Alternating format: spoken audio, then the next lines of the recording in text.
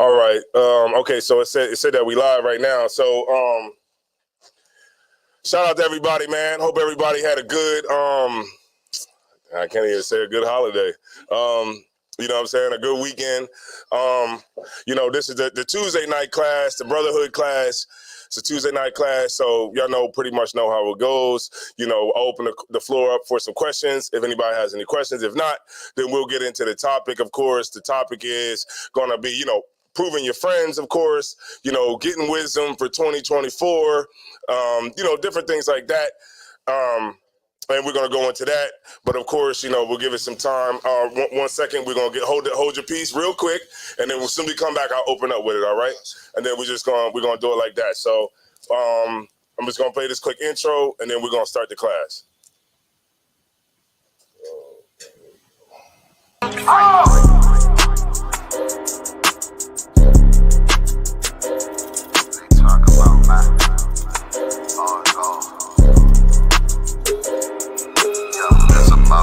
So no pressure to our enemies. You can try to run where you going, it's your destiny. You gotta fall, never rise, that's the melody. When you get the dawn, when you get another legacy. If you gotta do this shit, when I do it carefully. You can lose everything you own over jealousy. When I met her, I ain't never sweat her, I just let her breathe. Leave you down, keep my foot on you, that's not my pedigree. At your throat, I done took her oath, I pray I never leave. I'm a different guy, you're surprised, tucked in my sleeve. Boy, you fucking stupid, soldier seek for some bloody beef. True nature, cut the conversation, better keep it brief. It's about time, so no curses to our enemies. You can try to run where you going, it's your destiny. All right. So I think we had a question from the brother. You can go ahead, ask a question. You got the mic? All right, no sweat. So for brothers that's finding the truth, I want to say newly finding the truth, so fresh in it. And you know they've been dealing with a rib. They have a rib, but they, you know, since before the truth, that before they were in the truth. And you got a rib, and she's not really following the truth as much as you are, or probably at all. Right. How would someone new to the truth actually handle that situation? Great question, man. You know where I'm trying to go, Thashiyam. Let's go to Peter. Let's go to find me where it says please to dwell with thee. And then the one I want in Corinthians is the conversation of the wife. You know what I'm talking about? Yeah. So that scripture, Thashiyam, the conversation of the wife. The one you want is pleased to dwell. It's a Robert Carr. 1 Corinthians 71. No sweat. The water. I'm gonna get there with you real quick.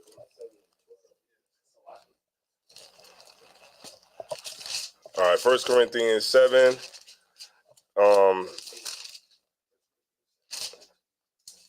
And that's a good question that the brother has.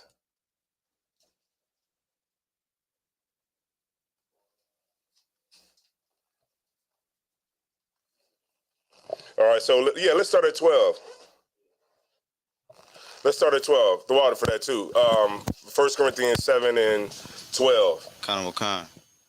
And you know, when the brother get there, we'll just have him read it. All right.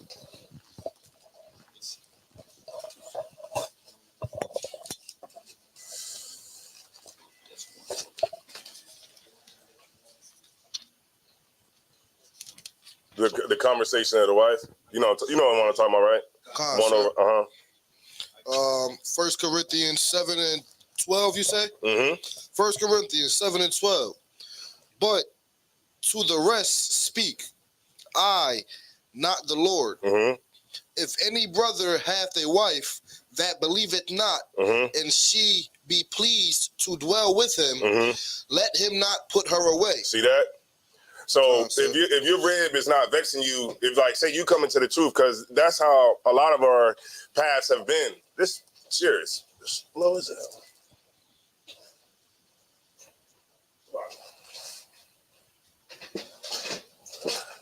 That's our word. Always put that joint all the way to the ground. All right, so read it one more time, Salakia. Sir. 1 Corinthians 7 and 12. Mm-hmm. But to the rest speak I, not the Lord. If any brother hath a wife that believeth not, and she be pleased to dwell with him, let him not put her away. Right. So this is Paul speaking. So basically what he's breaking down is he's saying, you know, if you have a wife, when you know, and she's pleased to dwell with you, meaning that like she's not vexing you. Like if you're a brother that's trying to get the truth, trying to come to class, and she's not vexing you or, you know, trying to stop it, of course. I mean, but of course that's your rib, you know what I'm saying? You don't want to put her away because maybe she might not agree with the truth. You're just going to have to treat your rib like she's just not in the truth. So, so if she's pleased to dwell with you, then you don't put her away. All right. Because see, a lot of times what brothers will think is that, you know, because you got like, say you got a white woman before you come in the truth, you can't put that white woman away because that's your rib. She can't come to none of the high holy days. And she can't come to, you know, class or anything. But damn, that's everything. You can't come to anything like that, but that's still your rib. You know what I mean? At the end of the day. That sounds crazy, don't it? I had to ask the question. But it's your rib though. You know what I'm saying? So you can't put her away if she's pleased to dwell with you. But go, let's read some more. Come on, sir. 1 Corinthians 7:13. And the woman which hath an husband that believeth not, if he be pleased to dwell with her, let her not leave him. There's a flip side of it. There's some women who come in here, you know what I mean? And your husband is not in the truth, you know? Your husband might be a jackass. Your king is a jackass. That's how it goes, right? And that's how it has to be, you know what I'm saying? But of course, we're going to pull another scripture. You can win your brother, you know, a sister can win a brother over, you know what I mean? A brother can win his wife over, you know what I mean, by the changes that you make. Remember, nobody's going to treat you different until you start being different. A lot of people, they'll call me sometimes for like counsel and they'll say, how can I get somebody to look at me how I am now? And the thing is, you have to show them that you're a changed person because nobody's, if you're Tasha, if you're a sister and your name was Tasha in the world and you still act like Tasha and still, you know, give, you know, people around you that inkling that you're still that same person, they're always going to treat you the same. You know what I mean? You have to change to make people change around you. All right. Let's keep going. For the unbelieving husband is sanctified by the wife. Right, meaning cleansed. Right. So like the unbelieving husband is clean because of the sacrifice that you make. Right. That's because we're in the truth. Right. So your wife that's not here, you know, of course, you know, what you want to do is you want to make it hard. You know what I mean? Like if I had a rib who was in the world and she was, you know, still celebrating Christmas and everything like that, then I just wouldn't have anything to do with it. You know, I would make it so unbearable, you know, in a way because she doesn't make her not want to do it anymore. You know what I'm saying? Like I'm not putting up no tree. I'm not wrapping no gifts. I'm not, you know, taking the kid to go sit on Santa Claus's lap in the mall. Like I'm not drinking eggnog. I'm not doing none of that. You know what I'm saying? That's going to be in the spirit. So eventually, you know, if she's a sister that, you know, want to be with you, then those things will change eventually. Right. But like if you're in the truth and you get a rib from the world, then you can't expect those things to change overnight. Right. But what the Lord is basically saying is that brother or that sister, they're sanctified through you. You know what I'm saying? Because of the sacrifice that you make by being in here, being in the truth and doing what the Lord wants you to do, then that your spouse is sanctified through you. Right.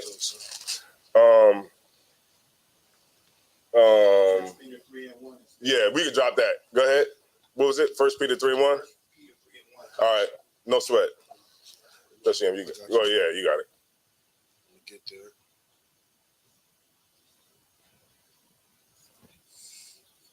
New Testament.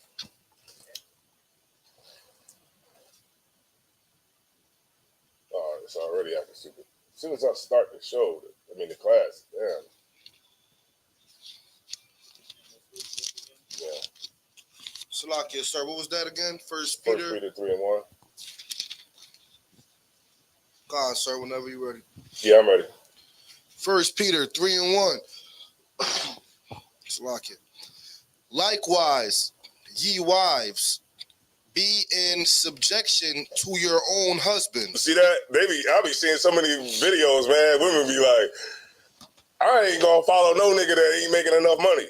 It's like, well, damn. You know what I mean? I don't think that'd be like really true anyway. I think a lot of people just be saying stuff on these videos like to go viral because it just sounds so horrible. That's really how you go viral. You just got to say something that's just completely ridiculous to make people start talking. But I think the majority of women don't feel that way. You know what I mean? But you know, be in subjection to your husband, man. Meaning like listen to your husband. You know, take low. You know, all those things come in with a happy household. You know, it's not saying that a woman can't tell her husband anything, because of course she can. You know, it is, you know, perfectly lawful to argue. You know, your wife, she can argue all she want. But you know what I mean? But at the end of the day, she has to be in subjection to you because you're the leader of the household. All right? Go ahead. Likewise, ye wives, be in subjection to your own husbands, that if any obey not the word, they also may without the word be won by the conversation of the wise. See that? So you can flip that, because if like say like your initial question was, you know, how do you deal with a wife that's not in the truth? She can be won over by the conversation of you.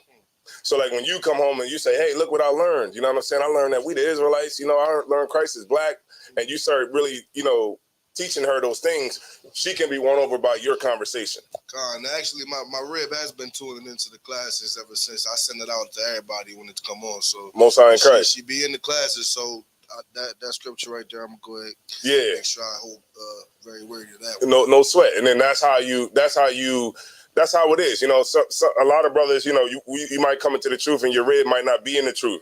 You know what I mean? But you gotta be, you know, you just gotta. It's gonna be a drastic change. She might not like it. The fact that now we ain't eating pork no more. We ain't celebrating birthdays. We ain't really. It's like in the world. It's like, okay, well, what relationship do we have? You know, if you tell a woman I don't celebrate birthdays. I don't celebrate Thanksgiving. I don't celebrate Christmas. I don't celebrate Thanksgiving. I don't celebrate New Year's. It's like, why would a woman in the world want to be with you? But they come to fail to realize that we have Passover, feast, dedication, whereas, you know, times where, and then I'm sorry, but to Salakia. No, go ahead. You know, we actually come together a lot as a troop. Right. We come together almost every day. Right. And, you know, some of these families that's celebrating those holidays that you, so-called holidays that you just pronounced, don't really mess with each other on a daily. You know what I mean? Right. So I definitely feel what you're saying, but they got to understand that, you know, we got our things too.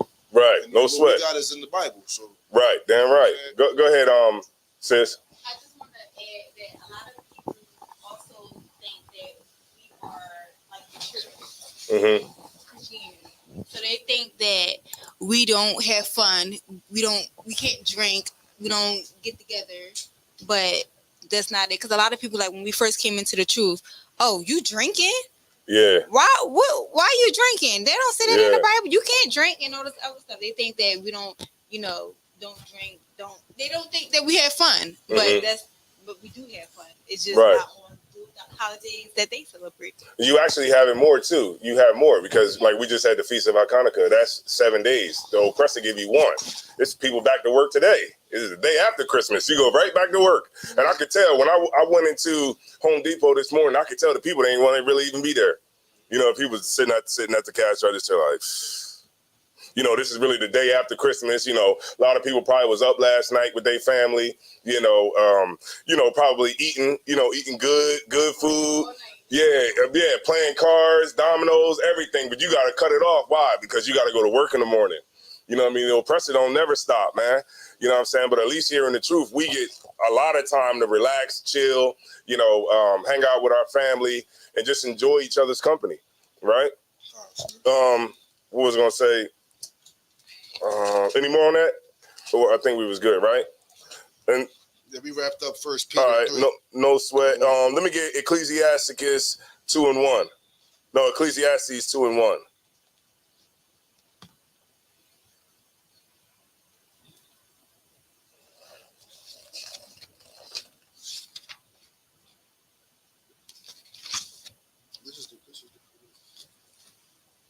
No. It's in the old Bible. Okay.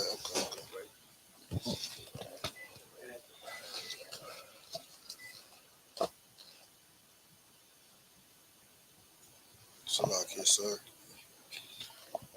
May I get the chapter and the verse again? What do I want? Ecclesiastes 2:1. Come on, sir. You ready? Yeah. Ecclesiastes 2:1. Hold on, I'm sorry. Hold on. Ecclesiasticus. Salakia, y'all. Oh, so in the Bible. Okay. Get mine.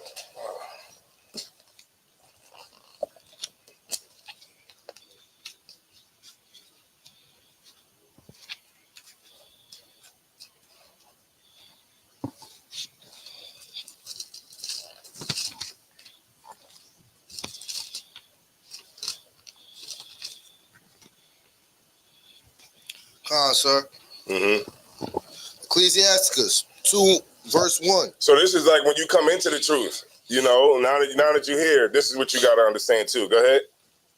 My son, if thou come to serve the Lord, prepare thy soul for temptation. Mm-hmm. Continue, sir. No, that we could go ahead, go read it one more time from the top. Come on, sir.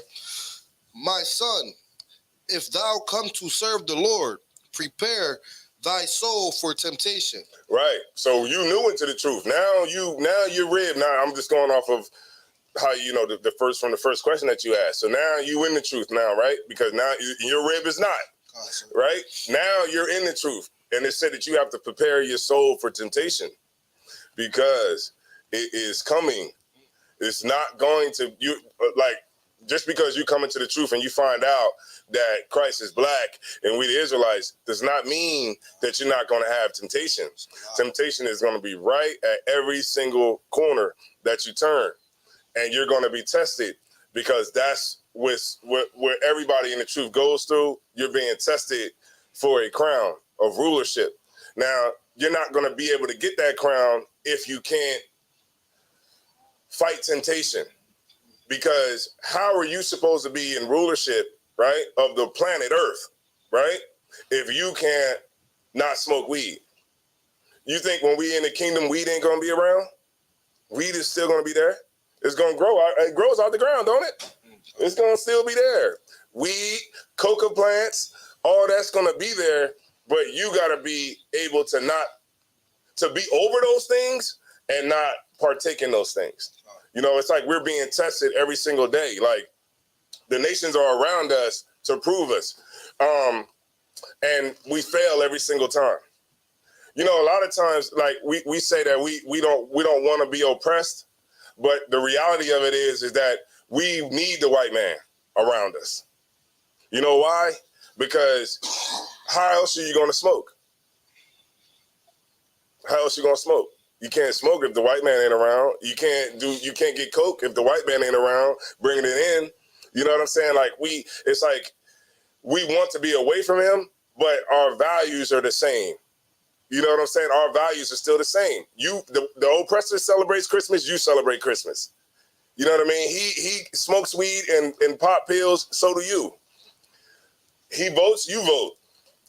He wants money to do this or whatever kind of things he want to do. You want the same things in life.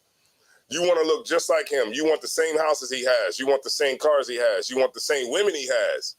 See what I'm saying? So it's like, if we don't change those things, how can we be in a position to rule anything? Okay, I'll give you an example. What do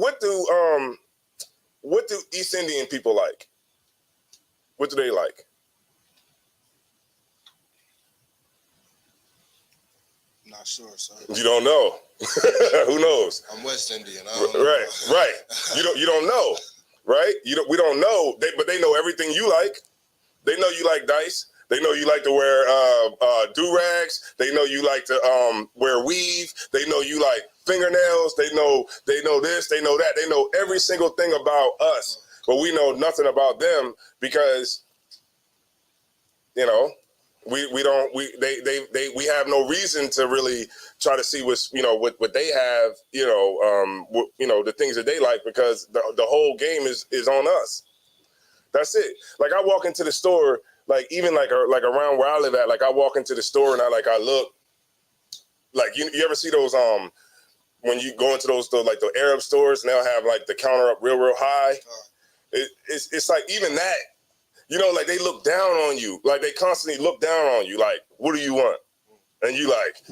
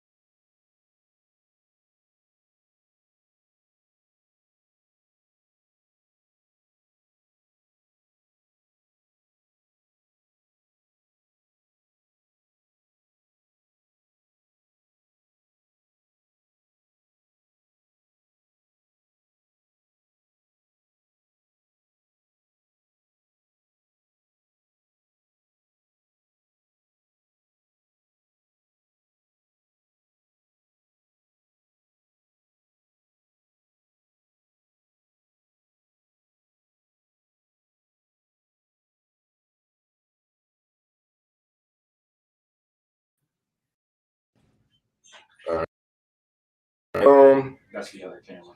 okay, 1 second, y'all. See, Satan is in the electronics today.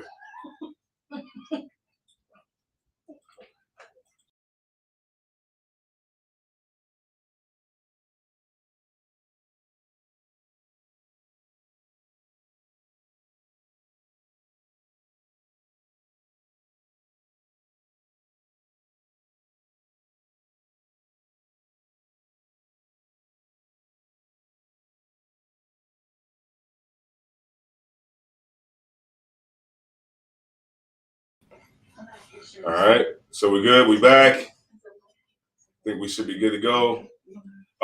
If you could check, somebody could check the audio just to make sure that we good.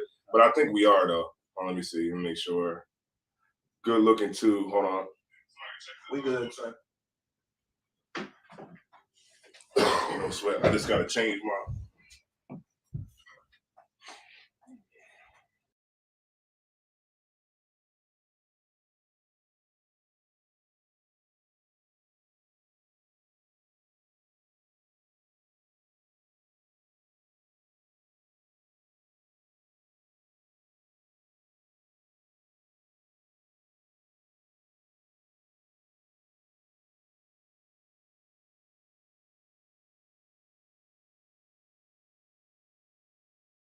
Stupid tonight. I don't know why.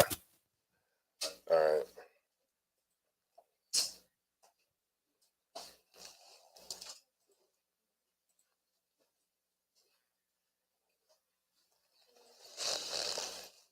Testing 1, 2, 3. All right, so we back. We good to go.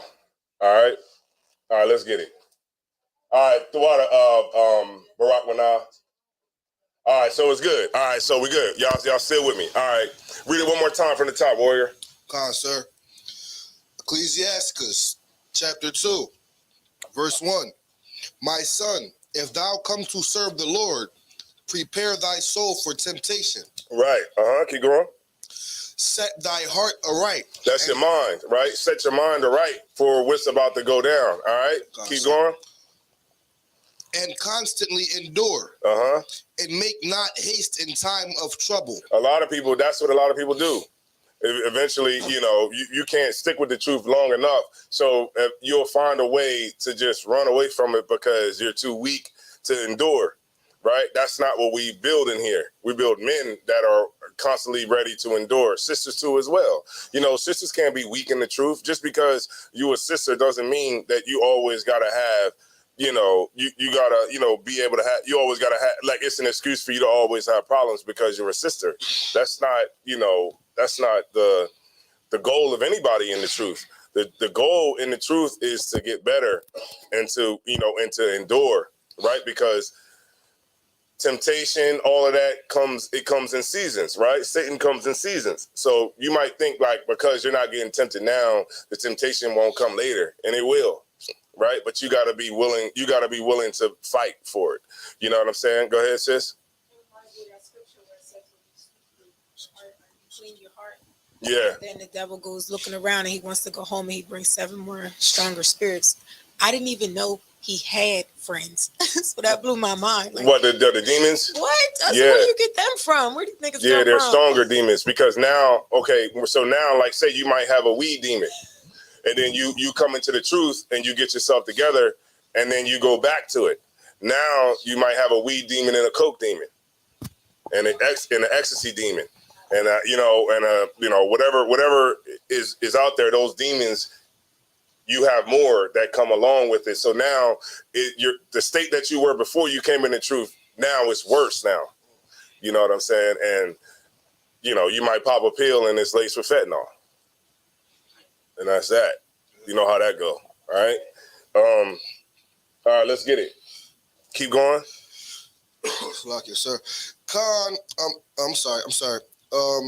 Cleave unto him and depart not away, that thou mayest be increased at thy last end. Right. So meaning in the last days that we're living in right now, you'll be increased now so that, you know, you'll be strong, because a lot of brothers and sisters falling off now. You falling off right before World War III. You done fell all the way off. Now you don't got no family. Look, did y'all watch that movie, Leave the World Behind? Y'all, what did you get out of that? I'm telling you, I already know what it is. It's basically, you see how like they wasn't prepared? That's it.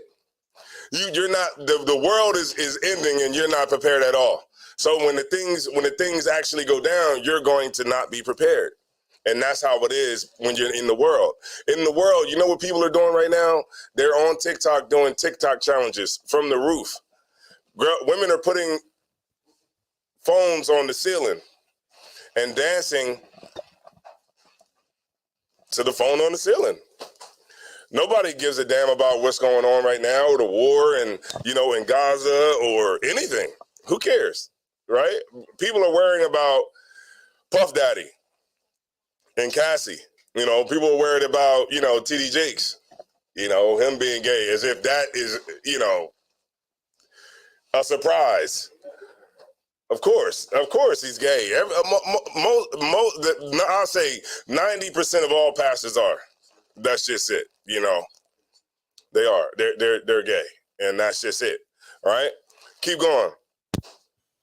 Khan, sir. Whatsoever is brought upon thee, take cheerfully, and be patient when thou art changed to a low estate. Right, because sometimes, man, like people be thinking like, you know, just because you come into the truth, you're gonna win the lottery. It's not gonna happen. I played the lottery.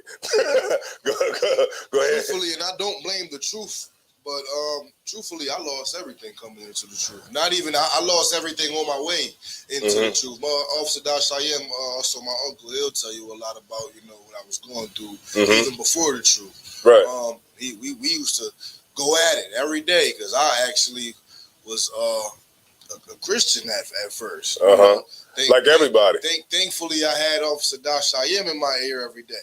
And, you know, it opened my eyes, even though I didn't like it. It opened my eyes, and now I love it. You know what Most High in Christ. So, let me get lose his life shall gain it. He that lose his life shall gain it. But also, you know, when you come into the truth, man, you got to be ready for that fiery trial that's going to come your way. you think that it stops. It doesn't stop. You know what I mean? But you just got to be armed with you got to be armed with the weapons to be able to fight it. Like for me, I know that I have to stay active in the truth. You got to stay active. Like I know that's what I have to do. I got to stay active in the truth. I have to always be doing something. You know what I'm saying? Like, and so that's why you see, like Saturdays we together. You know, Friday night we together. Thursday we together. Tuesday we together. Like I'm just, and if I'm not doing this, I'm probably slaving to get some money or whatever like that. But that's what I know that I have to do. I can't sit home. If you're just sitting doing nothing, then of course, what else is there going to be to do but smoke weed? You can't smoke weed if you're passing out flyers every day. And then if you can't smoke weed if you're in class every day, right? If you got something to do, right? That's what you want to do when you first come into the truth. Find something to do. The scriptures say, wear out the steps, you know what I mean, of the men of the Lord. Like you get here every single day. That the class is open, you're there, right? And that's how you begin to fight, because you're around the other brothers who are fighting too as well, other sisters that are fighting too as well. And then that camaraderie that you'll build, the bond that you build, will help you when you get through those tough times, because you'll have somebody to talk to and get good counsel from. All right, go ahead. We're gonna switch it up, right? So let's go to Matthew. I got 16 and 25. Okay. Matter of fact, before we go, let me get Ecclesiasticus, the 5th chapter. I think we just should get that one real quick. 2 and 5, and then we'll go to the one where you was at Qual.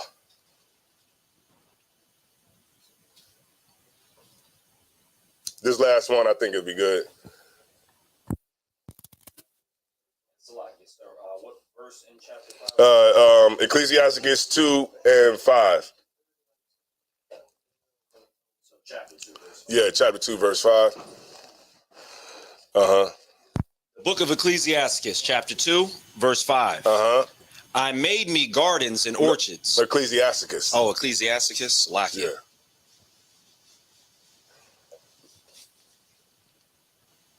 Lakia, one moment. No sweat. Take your time. And what about all the people out there that wasted their money on Christmas, man?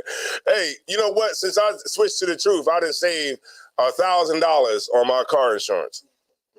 You know what I'm saying? Because people are broke right now. Our people that went out and bought an iPad for a 3-year-old.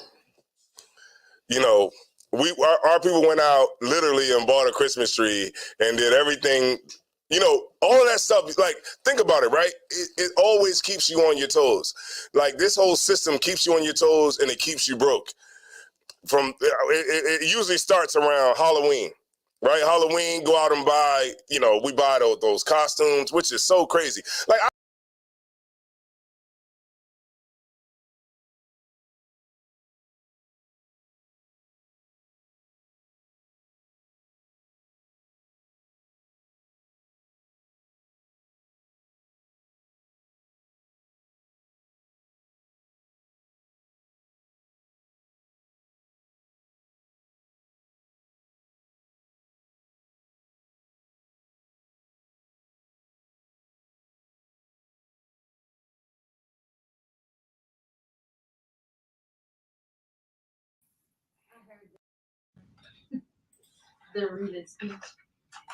hold on 1 second. Oh man, it is. All right, can y'all good?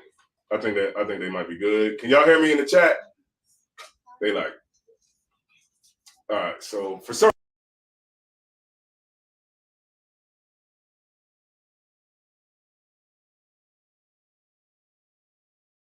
Might be something. Is this plugged up? Oh yeah, let me see. That is going here. And this is good.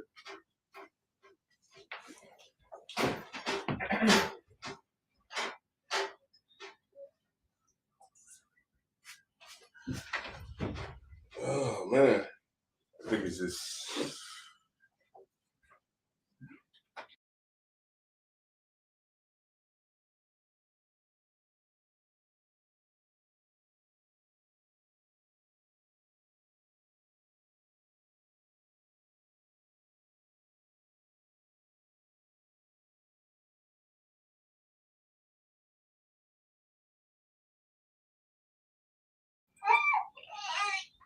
It might have been. I don't know. It looks like it was like a loose wire or something like that. Hold on. You'll just bear with me real quick.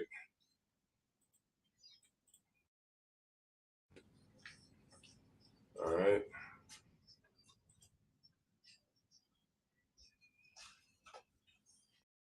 Testing 1, 2, 3.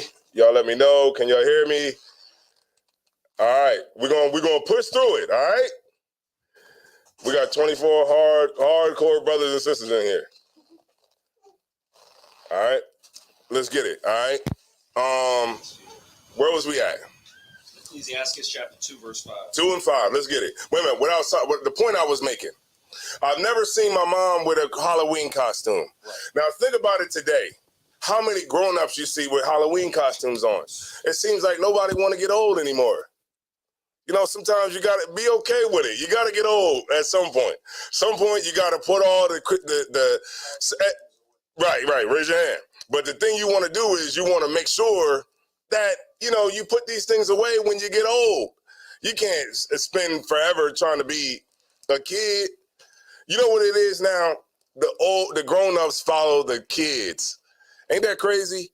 TikTok, you see 50-year-old women with grandkids trying to do the TikTok challenge like the young girls because they're trying to compete, right? At some point, you have to grow up. You know, I look on my timeline sometimes and I still see people from the world, Dosh, and they still be dressed up. Like I seen one dude, man, that I know from the world, man, he was dressed up like Hugh Hefner, like a white man. That's where we at right now. In America, black people are children. Children. We're a bunch of children. You want to really see the white daddy situation? Just look at like them dash cam, not the dash cam, the body cam videos you see, like cop watch and all that. As soon as the cop pull you over, like, oh sir, please sir, sir. You know we get so much respect and everything when we get in front of the oppressor, but we got all the smoke for each other because that's what it is in America. The oppressor is our parents, our daddy, our moms, our dad, and we don't have that that separation because we have that paternalistic relationship that we've been building over hundreds of years, right? Read it one more time. Read Ecclesiastes 2 and 5. The book of Ecclesiastes, chapter 2, verse 5. Mm-hmm. For gold is tried in the fire, and acceptable men in the furnace of adversity. You see that? Now, when you come into the truth, it is like gold. You know, before gold is where it's at. You know, like before you see that Cuban that you put around your neck, gold don't look like that. Gold looks different. Gold is like, you know, they got to beat it. They got to clean it. They got to put the fire on it. They got to do all of this stuff to it to make it look like that Cuban that you're putting around your neck. Right? It doesn't look like that at first. But at the end result is something glorious, right? And that's what you have to be in the truth, right? All right, let's get it. Give me that one that you had Kohol. The book of Matthew, chapter 16, verse 25. Let them get a chance to get there. Matthew 16 and 25. Khan, sir. All right. Just keep an eye on the screen, you know, so if it goes out again. I think I might have got the issue, but we'll see. What was it again? 16 and what?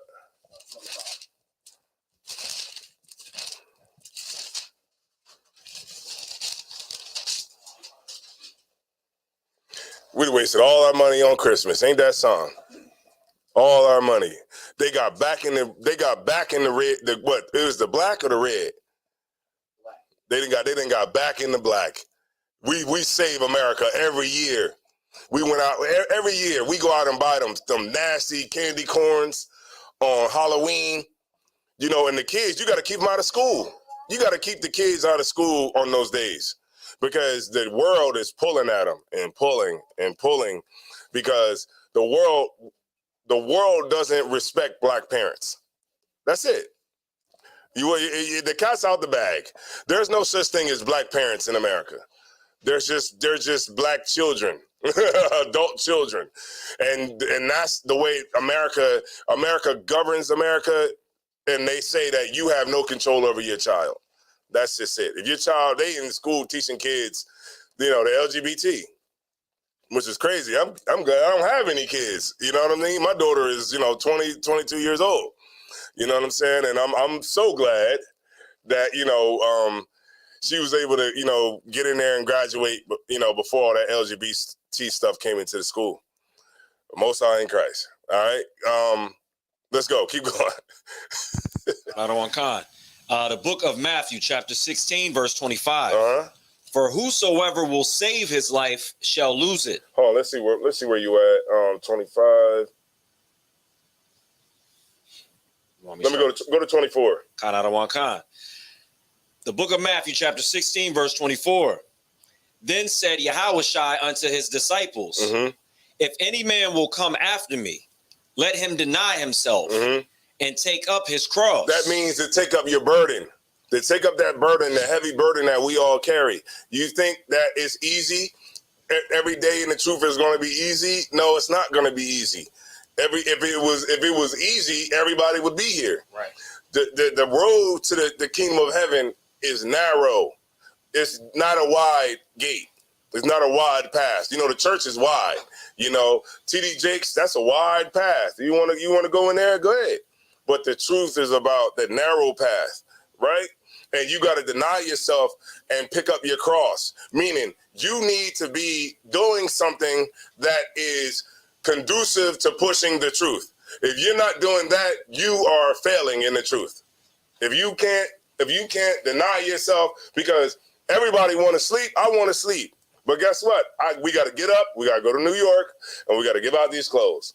We got to get up, we got to go to camp, and we got to go teach the word. We got to get up, we got to go do class, and we got to keep going and forever and ever until Christ returns. If you're not willing to do that, then you probably not ready for the truth. You're probably not. You just probably, you probably got good intentions. A lot of people have good intentions.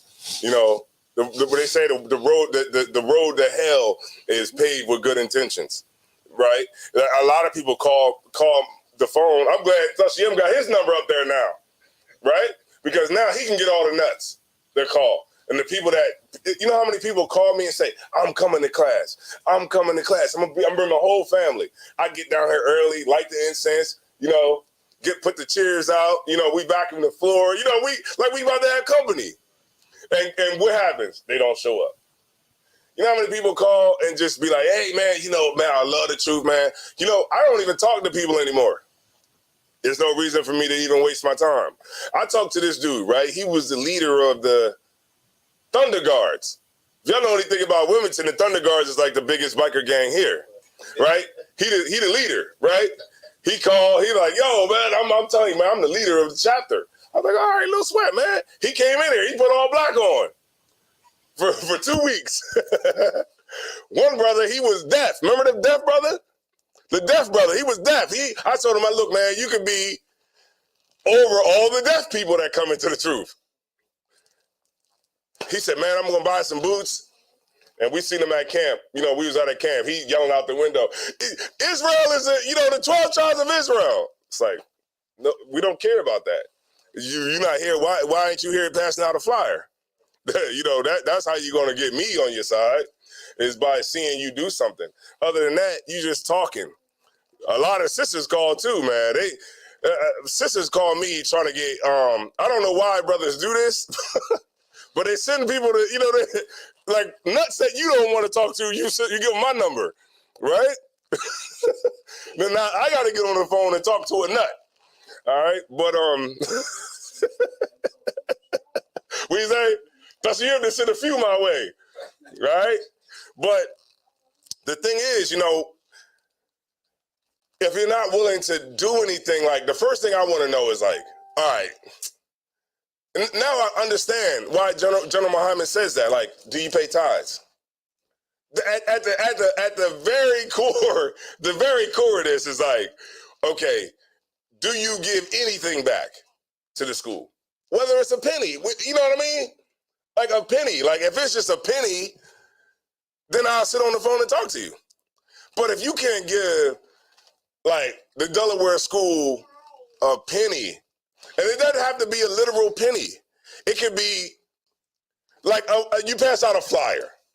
How about that? A flyer, right? To tell one person about the truth. If you can't do that, then why am I wasting my time talking to you on the phone? Or at least come to class, at least one time. They don't come. They don't do anything. People want to talk. They got a lot of lip service, but they don't really have anything behind it, right? So this is what I respect. I respect the brothers who are in the truth that are right here with me. You know what I mean? Y'all brothers are right here with me. So why would I give up the truth or fall weak in the truth when I got the brothers right here with me? You know what I'm saying? Like, why? What else? Okay. What else are you going to do? You going to go find new friends? you gonna quit this, right? You gonna quit the truth and then go find new niggas to hang out with? Is that what we doing? New brothers to hang out with? New brothers that you haven't not tested and tried at all. You at the club with some brothers that you don't even know like that. You know what? And it'd be so crazy. Sisters be talking about you survived the cult. Nah, we survived you. That's what we did. All right, let me get it. Surviving a cult. They've been watching too many Prime documentaries, man. All right, go ahead. The book of Matthew, chapter 16, verse 24. 20. Yeah, go ahead. Then said Yahushua unto his disciples, if any man will come after me, let him deny himself and take up his cross and follow me. Verse 25, for whosoever will save his life shall lose it. You see that?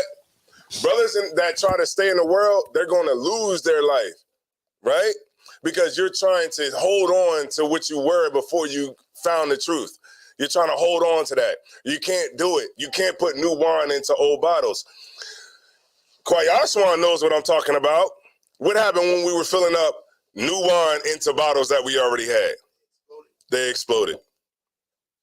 I didn't think that was real. I thought it was just like, a saying, right, in the Bible, until we actually seen it happen. It was a literally how it is. You can't put new wine into old bottles. The bottle's going to break. Right? Keep going.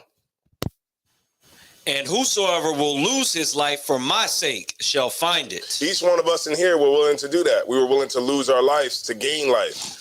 You know how much life you gain by being in the truth? Okay, without the truth, do you know anybody in Houston? Does anybody over here know anybody from California? Absolutely. But how about St. Louis, Missouri? How about Oklahoma? You don't know nobody from Oklahoma. Come on. We from the East Coast. We don't know nobody from Oklahoma. Our family is around here. The immediate family is in Philly. Philly, maybe Maryland, Virginia, Florida, North Carolina, maybe. Our family is right here. We don't have no family out west. We probably do, but we don't deal with them like that.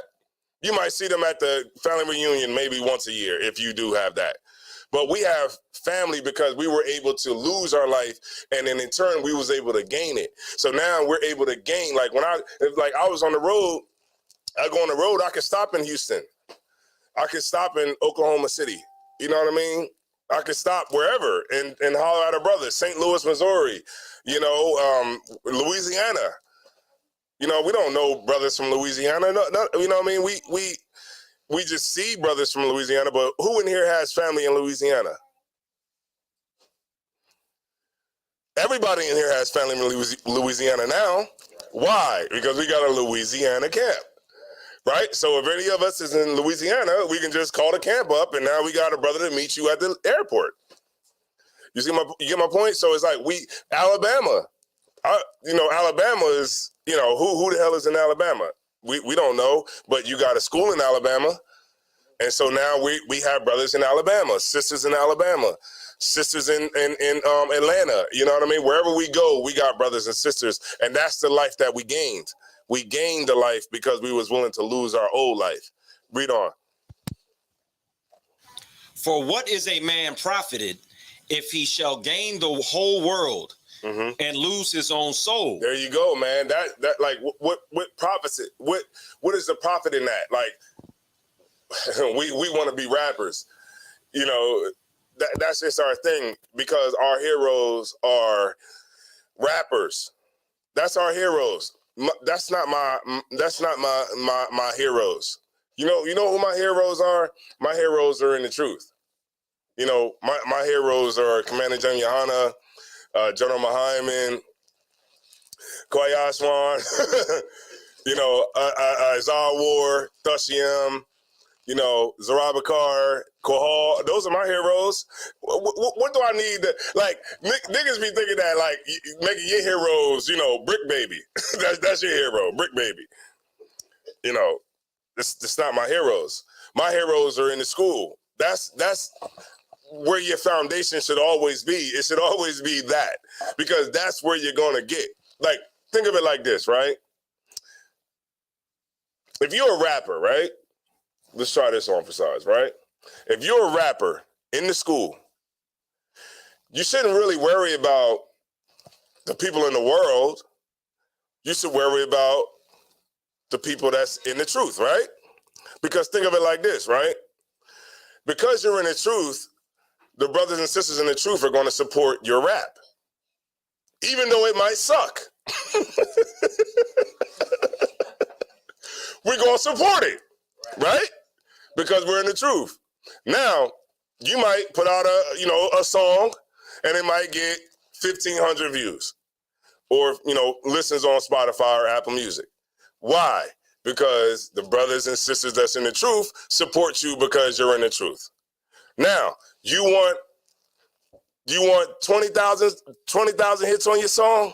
Then go out and do the work to get 20,000 more people in the truth. Because if they're in the truth, they're going to support your song. There you go.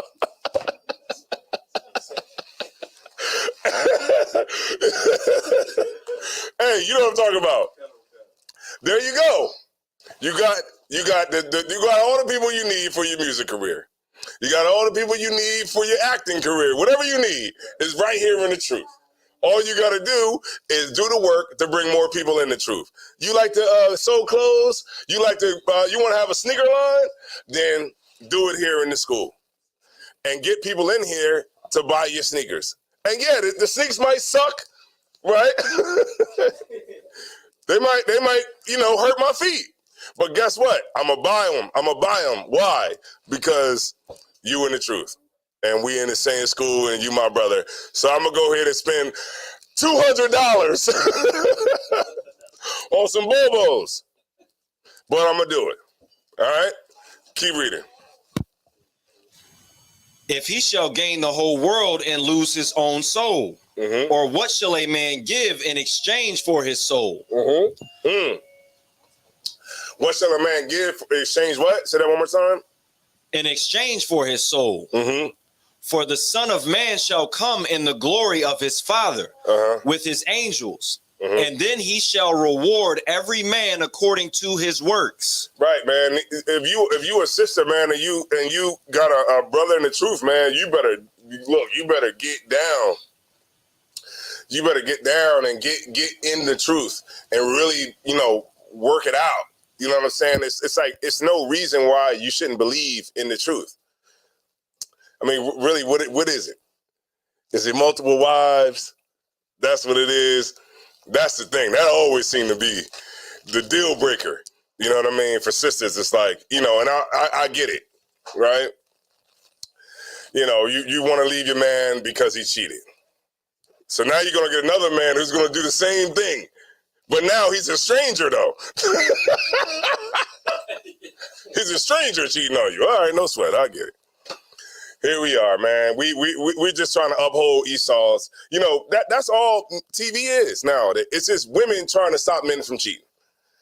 That's TV. What's it called? Something to Miami. Love and Hip Hop. That's all it is. They put black people in front of a bar, open bar. You know what I mean? They put black people in front of an open bar, and of course, somebody is gonna get caught cheating. That's the game. And we trying to fight for a standard that the oppressor hasn't been able to keep himself. He hasn't been able to keep it. It's all BS at the end of the day. The Lord doesn't. Okay, marriage in America it's not sacred. It's not, because right after you, guess who's getting married? 2 men, 2 women getting married in the same chapel that you was in. The pastor is doing the same thing. He's marrying 2 men or marrying 2 women, or they're getting a marriage license, and then before you know it, you're gonna be able to marry your dog.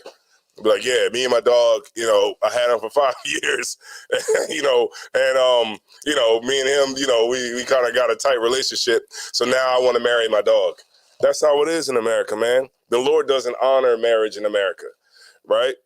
The marriage is between 2 people that can constantly forgive each other. And I say this with conviction, because that's what it ultimately boils down to. It's about 2 people that constantly forgive each other. That's it. And all you gotta do is be discreet in your marriage. You know, we can argue, but we're just not gonna argue in front of everybody, right? We're not gonna argue in front of the children. You know, we can argue, but we're gonna argue in the privacy of our room, right? All right, no sweat. So I think we good there, right?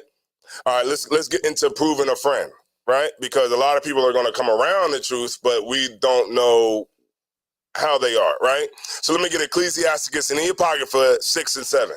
All right.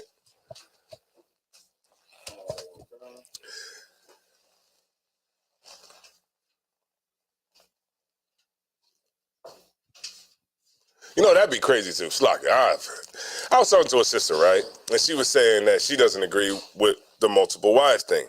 And I was like, okay, so are you married? I'm in the middle of a divorce. All right, no sweat. How's that working out? All right, go ahead, read it. The book of Ecclesiastes, chapter 6, verse 7. If thou wouldest get a friend, prove him first, and be not hasty to credit him. No, my bad. Go. Slagger, y'all, slagger. Go.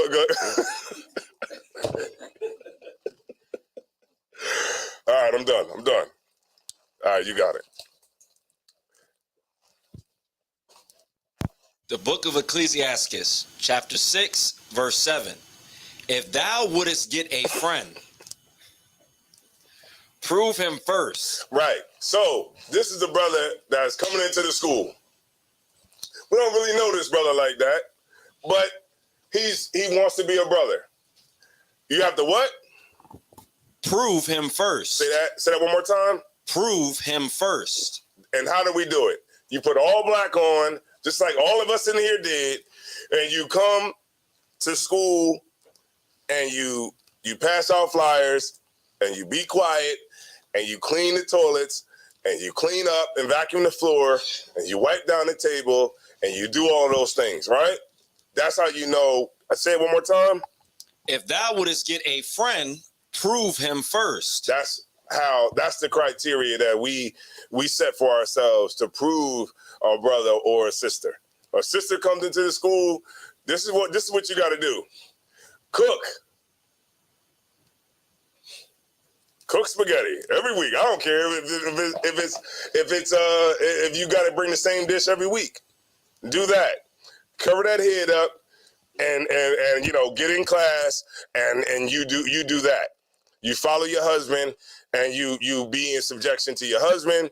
You get in here, you ask questions, and you learn, and you get stronger. That's it. It ain't no big criteria. You know what I mean? We're not resisting on the blood. you know, the sisters, man, you ain't got to go out to camp and get spit on and stuff thrown at you and get ran up on by the Palestinians. We ain't got to do that. The sisters ain't got to do that. You know what the sisters got to do? Cook lasagna with 6 different cheeses. That's it. Just cook lasagna with 6 different cheeses. Support your husband. You know, throw us a sandwich every now and again, and that's good. That's it. Right? That's it. And guess what? You're gonna walk into the kingdom of heaven, right? With rulership and authority. You're gonna get all of that. That's all you got to do. It's just, you know, just work on yourself and get better. That's it. That's all you really got to do. We got to go out and get all the ridicule and spit on and eggs thrown at us and milk and cheese and, you know, get the cops called and the Palestinians roll up, right? We got to do that. We got to fight against the Palestinians. Ain't that something? To get the kingdom. Right? Get up, go to camp, go do Sabbath service, right? Yeah, nobody want to come to Sabbath. Get up, go to Sabbath service, go to the Hebrew class, right? Right. Right. That's what you got to do, right? And that's how you'll get the kingdom, right? What somebody say? What they write? Well, somebody else had a question, but Carletta G was saying something directly to you, sir. Oh, she said, she said, I look handsome. All right. You better watch out. She better watch out. All right. All right, no sweat. All right, let's move on.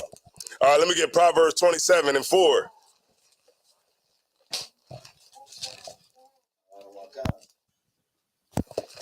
It's like somebody did have a question. Really. What was that question? It was a breakdown. I didn't see the description.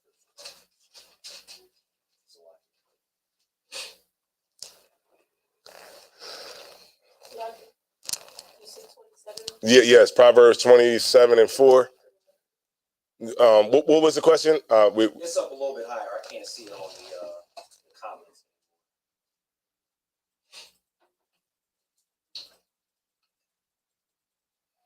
Numbers 30. 36 to 8. 36 to 8. Let me see it real quick. I'll go back to it. Let me see numbers. What was that? 30, right?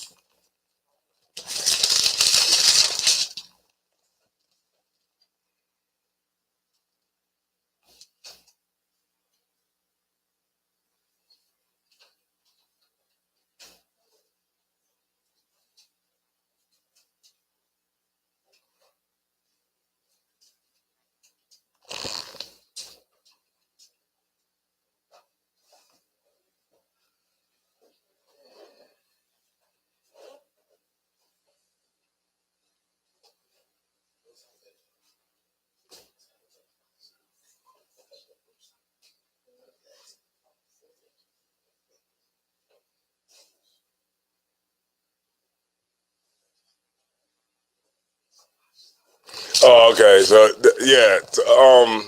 okay.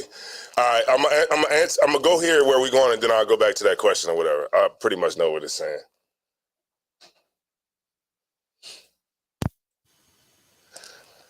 Proverbs 27 and 4. No, not that one. Let's go to 27 and 4. Yeah, Proverbs 27 and 4. We're gonna go back to that one. The question. I just didn't want to forget my train of thought on this one. The book of Proverbs, chapter 27 and verse 4. Wrath is cruel, and anger is outrageous. But who is able to stand before envy? Right. Who is able to stand before envy? Because envy is is a very powerful emotion. That's where we get a lot of haters. You know what I mean? You know, everybody got haters nowadays. I'd be like, come on, man. Like, people be on Facebook talking about, yeah, shout out to all my haters. It's like, okay, all right, no sweat. You got haters? Let me see where you work at. They be like, Walmart. All right, no sweat. Read it one more time. You know what I'm saying? sisters be having haters like a mug, man. They be on Instagram talking about they got haters. I be like, damn, go through their profile, man. They work at McDonald's. The way you talking is like you got bread. You know what I mean? But go ahead. The book of Proverbs, chapter 27 and verse 4. Wrath is cruel, and anger is outrageous. But who is able to stand before envy? Open rebuke is better than secret love. See that? Fake love. If you got an issue with me, just say it. The truth is supposed to make you aggressive with the brotherhood. That's what these classes are for, to make you aggressive with the brotherhood, aggressive with the sisterhood. If you a sister and you don't like what another sister is saying or doing, then you go and holler at her. That's it. We at the high holy day, pull it to the side. We at somewhere in the passing, pull it to the side. Yo, sis, I didn't like the way you did this, blah, blah, blah. And then y'all could talk it out. But instead, you know what a lot of sisters do? They hate on a sister secretly.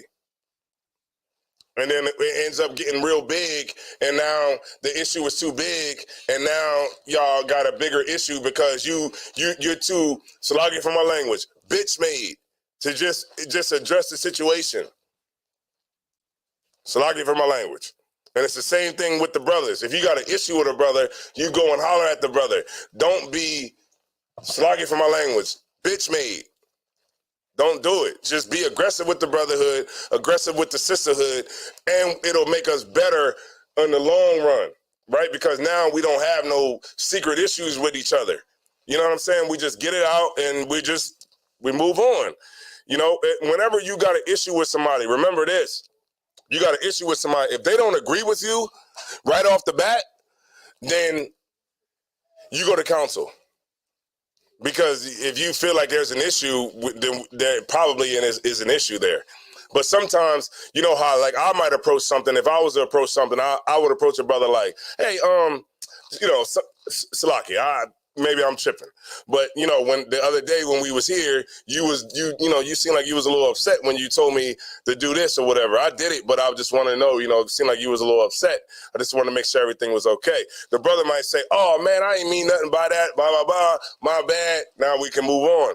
But if I feel that you were aggressive with me or something like that, and I don't say nothing to you, then what's going to happen?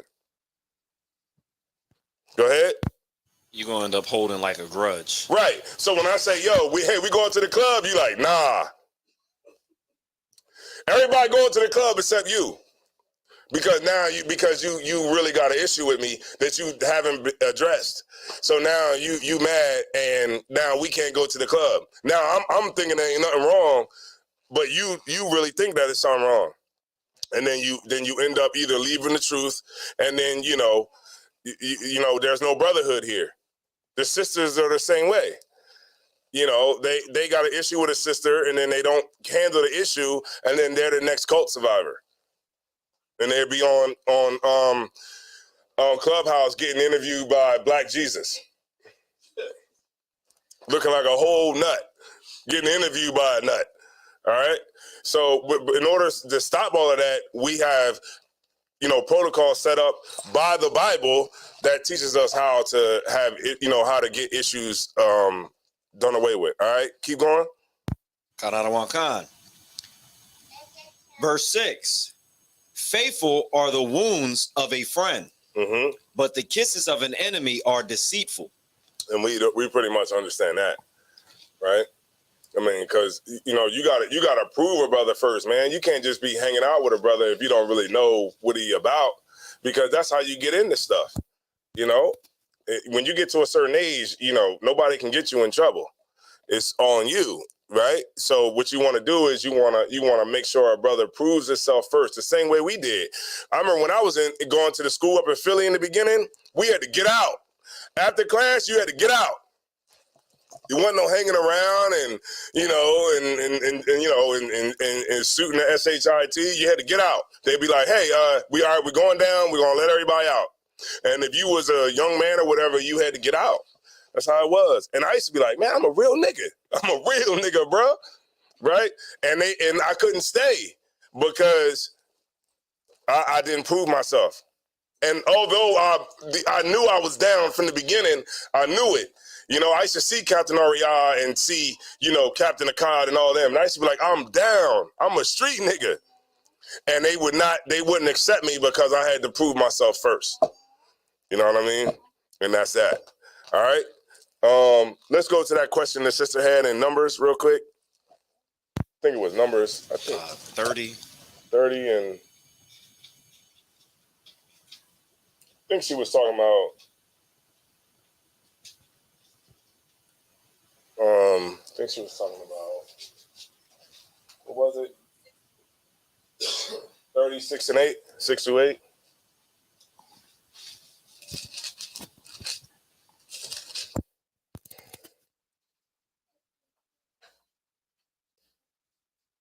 Hold on, let me see.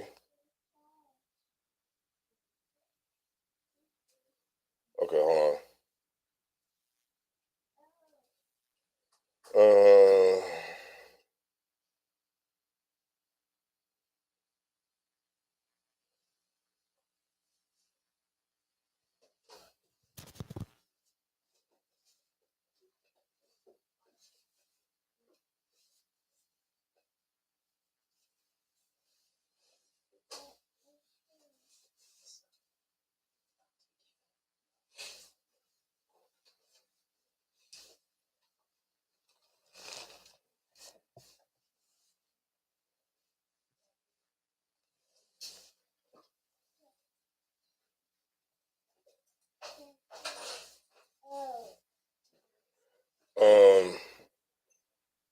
Okay, let me see.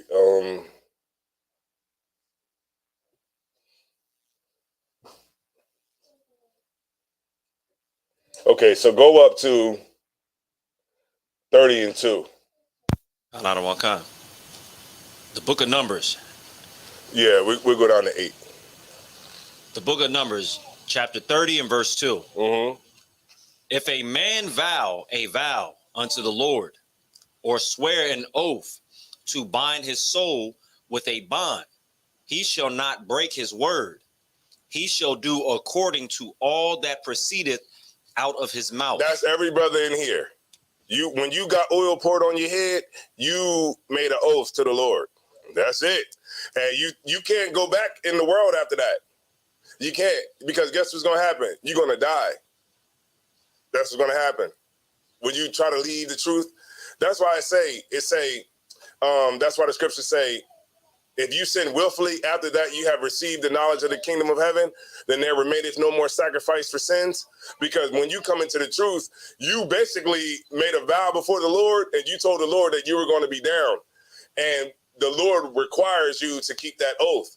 If not, you're just going to die when you go back in the world. That's what's going to happen, because you can't get a gift from the Lord like this, where you're able to see the world from the Lord's perspective and think that that's something that you can just piss away. You can't do it. The Lord is going to kill you after that. The Lord's going to send somebody to come shoot you and kill you or stab you to death. That's horrible. I seen somebody stabbed. I was like, wow, I don't want to go that way. All right. You know, and so it's a vow that you make unto the Lord, and you have to keep it. Read on.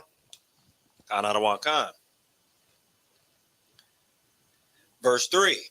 If a woman also vow a vow unto the Lord, and bind herself by a bond, being in her father's house in her youth, and her father hear her vow, and her bond wherewith she hath bond her soul, and her father shall hold his peace at her, then all her vows shall stand. Right, because like people make vows into the Lord, like, I'm down with you, I'm going to do this, I'm going to do that, and she's young, so you know how like people when they're young, they make vows into the Lord, and because they're young,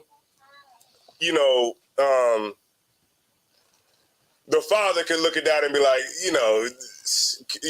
this ain't what you want. You know what I'm saying? I know you feel like that now, and you feel like you want to do this and that, but it's not. You're just young. You're in your youth, and whatever. We ain't gonna do that. All right, keep going. But if her father disallow her in the day that he heareth, not any of her vows, or of her bonds wherewith she hath bond her soul, shall stand. Right, because the father stepped in and said, you know, this ain't going, you know, you just too young. You in your youth, you talking crazy right now. You think that you're ready to do this and you're ready to do that. Meaning like, a sister could make a vow like, I'm going to be in the truth. I'm going to be down. I'm not going to have sex with nobody. I'm not going to do this. I'm not going to do that. You know, we are in the world. In the world, we make bonds all the time to the Lord. You know what I mean? What we do, we call them like New Year's resolutions now. You know, the new year, you're like, man, I'm going to start going to church. I'm going to start doing this. I'm going to get rid of cigarettes. I'm going to do that. And we make these vows, but with no intention on keeping them. And that's what you want to think of when you're thinking of this right here, right? So like this is back in this time, you know what I mean? We would make vows, but if the father was there, you know, you young, you're in your youth, he'd be like, no, you know, don't even do that. He disallow it in the time that you said it, and then it's not going to stand on you, right? The Lord is not going to hold you responsible. Keep going. And the Lord shall forgive her. See that?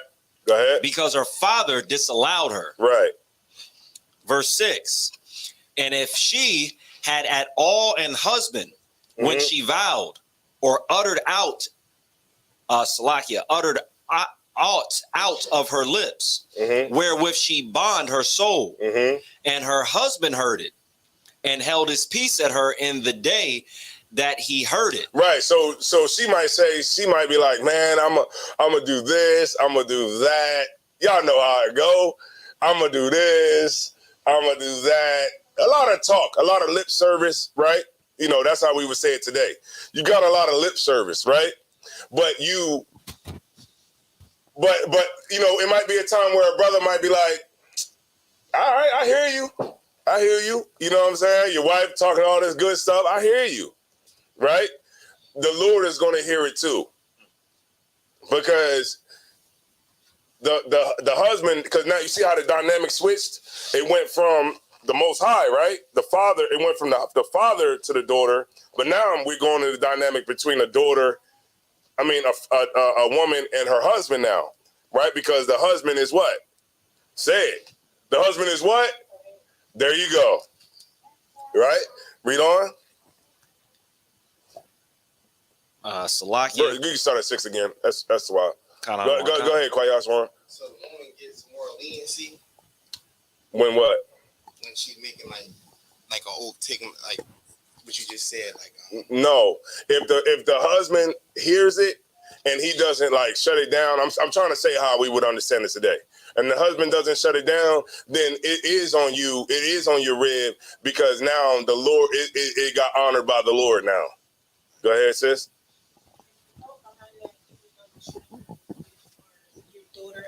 Yeah. Salakia. Right. Say it one more time. I said, is the thought behind that you would know the strength of the woman that? Yeah, because that's your wife. You know, sometimes, you know, we say stuff that, you know, like, okay, when I came into the truth, right? I'll give you an example. Like when I came into the truth, I was in the car with Captain Akkad, right? This was probably like I was in the school for about maybe 2 weeks. And I was taking Captain Akkad to the store to get something for the school. And I was like, man, I'm down with the truth, man. I'm down with y'all, man. I ain't never leaving. Right? He was like, all right. You know what I'm saying? It's like, of course, he don't really believe me because so many people say it all the time. But now that I'm saying that now the Lord is expecting me to actually hold up to what I just said. Because I just said, man, I'm down. I ain't never leaving the truth. I'm down with the Most High. I ain't never leaving this. I didn't leave because that was that at that time I knew that was like an oath that I made. And plus, you know, the rock that I have in the truth is the brotherhood and sisterhood. That's why I'm here. That's why I'll never leave. I'll never change on the truth. I can say that confidently now at this point because what am I going to do? Go find new friends? What am I do? Go find new sisters to hang out with? Come on now. I mean, what you gonna do? I mean, what? We got to wait till World War IV, right? Right. So that was an oath that I made, And he heard me. He was like, all right, I hear you. Right? Now that oath stands. Right? But now we're talking about a husband and a wife now. Now she's saying something like, how many women say, I'll never leave you? I'll never leave you. Look, the Lord, look, I'll never leave you. And then next thing you know, she had to file for divorce. Like, yeah, my lawyers are going to call you and, we're going to work it out and see how much, I'm going to get and you going to get, right? They make that, now that's on that sister because now she made that vow, but now that vow didn't get shut down by the husband. Now the vow is between you and the Most High, right? Keep going.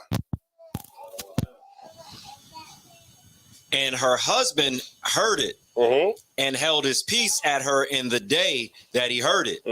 Then her vow shall stand, and her bonds wherewith she bond her soul shall stand. Right, now it stands, right? Now it stands with the Most High now.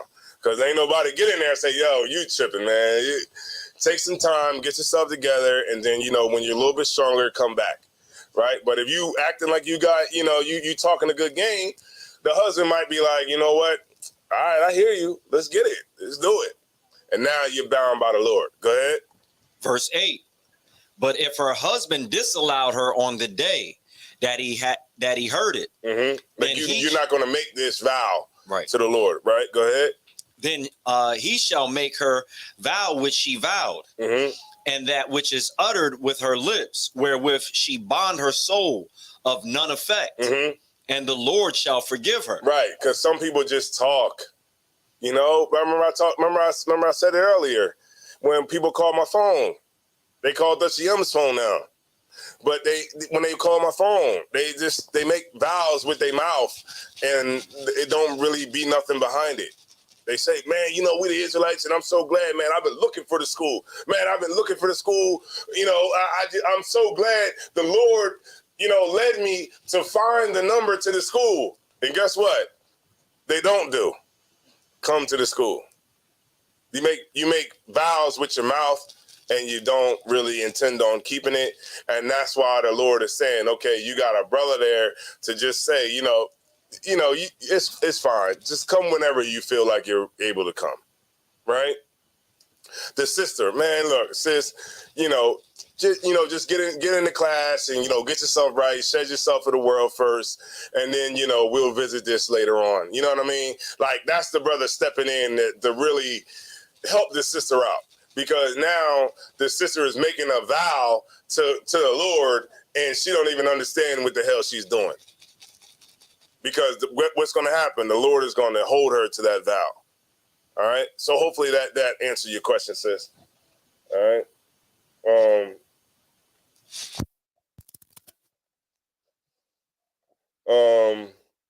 Read the next verse. Verse 9. But every vow of a widow and of her that is divorced, wherewith they have bond their souls, shall stand against her. Right. Because now you're a widow. Right? You don't have no husband. So now what you say is going to be bound by the Lord. All right? So hopefully that helped the sister out, to understand. All right? No sweat, sis.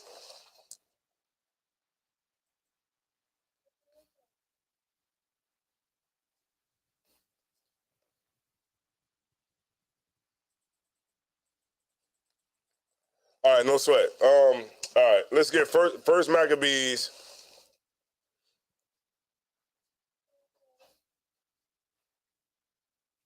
Let me get 1 Timothy 6:1.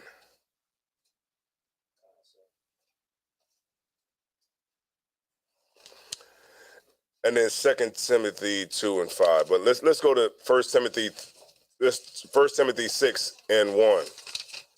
All right.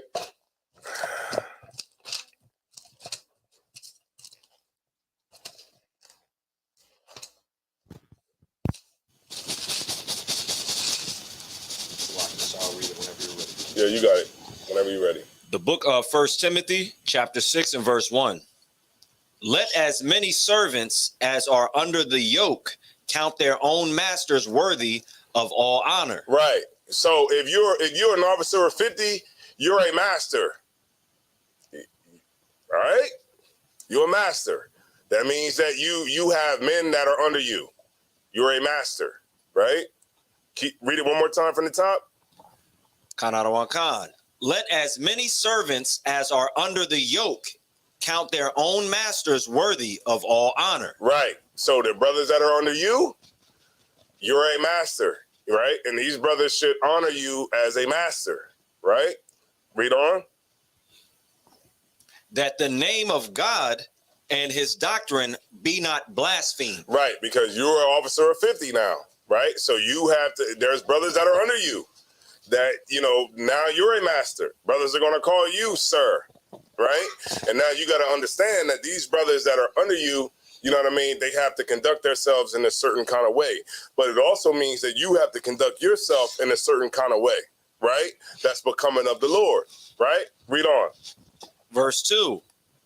And they that have believing masters. Right. So now these are brothers that are under you that have believing masters, right? Read on. Let them not despise them, because they are brethren. Right. Keep reading. But rather do them service. Right. Because these brothers, it goes down. The chain goes down. You know what I mean? You got the generals, the captains, the officers and the troopers. So it goes down. You know what I mean? Because we all serving the Lord. So these orders that come down are of the Lord. You understand? All right. Y'all tired? Y'all good? Y'all tired? Sister back there yawning. All right. All right. No sweat. Because, read it one more time. Because they are brethren, but rather do them service. Right. Do them what? Service. Do them what? Service. Right. Keep reading. Because they are faithful and beloved. Right. Because remember, we all are in the body. Right. So if you're an officer of 50, don't trip. Don't think that you ain't got no rank. You do got rank.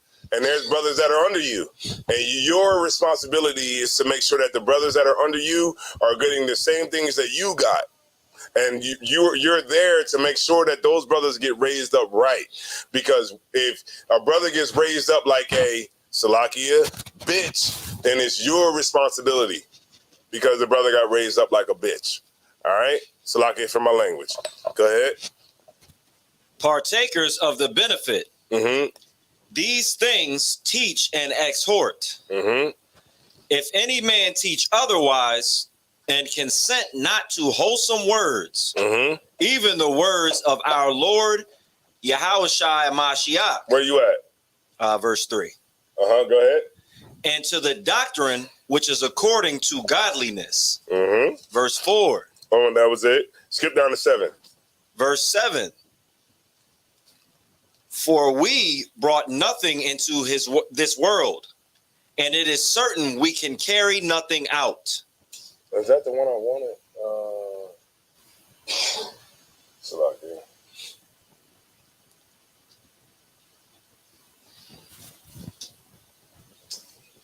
Well, y'all pretty much get that one. I got that written down as one of the ones that I want. Let me get 2 Timothy 2 verse 5. All right, because y'all pretty much know that one. That's pretty much explanatory. Unless anybody doesn't see that.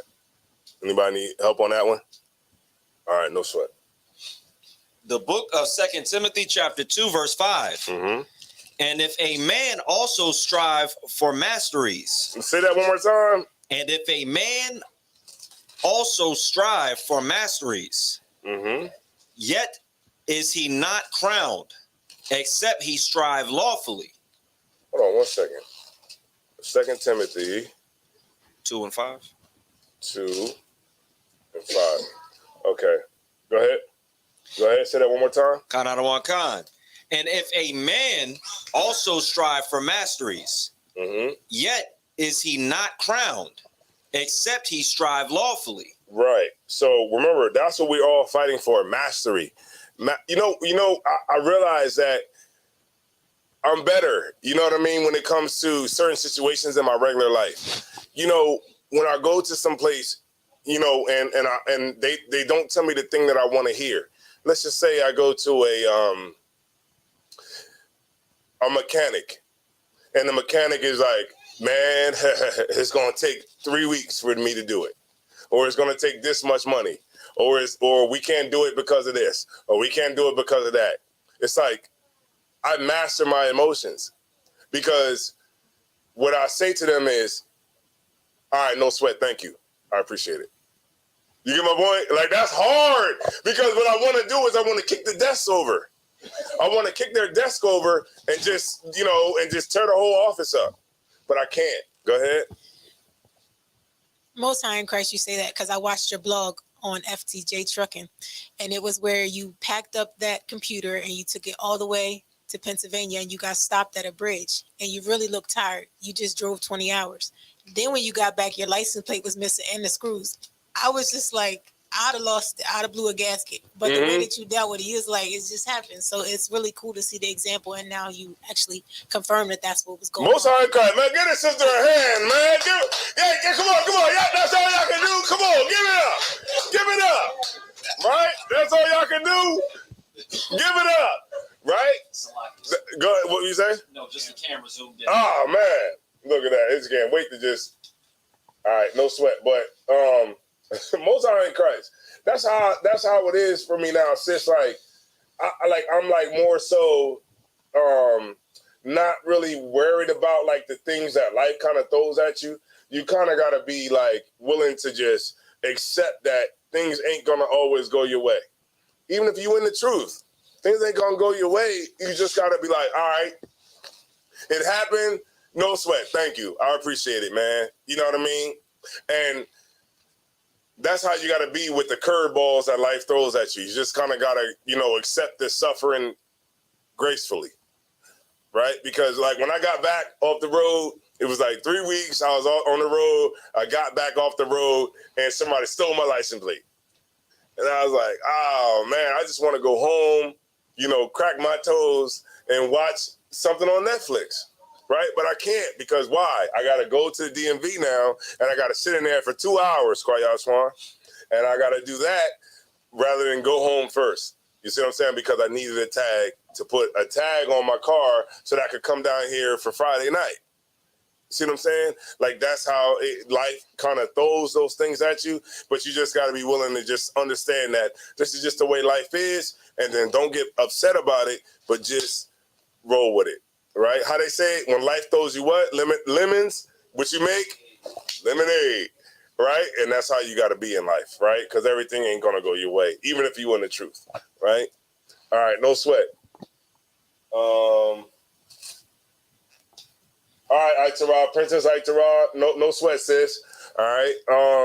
She was thanking for the breakdown. All right, no sweat. So let me stop moving my hands because this camera just like a hand movement. All right, no sweat. Keep going. Where was you at? I stopped 2 and at 5, right?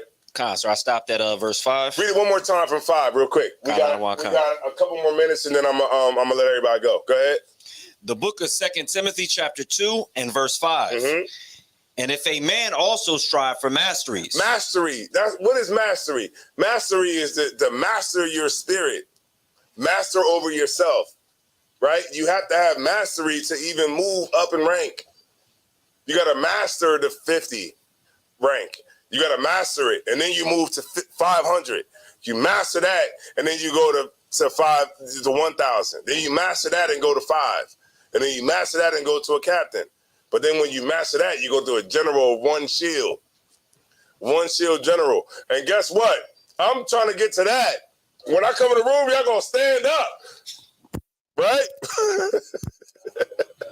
Mastery. You know what I mean? You know what I mean? That's mastery.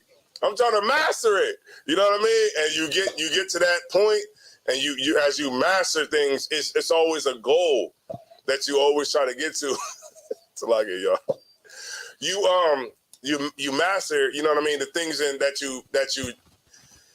your goals, you master them, and that's how you move up in rank, and you move up in life. All right, no sweat. Keep going.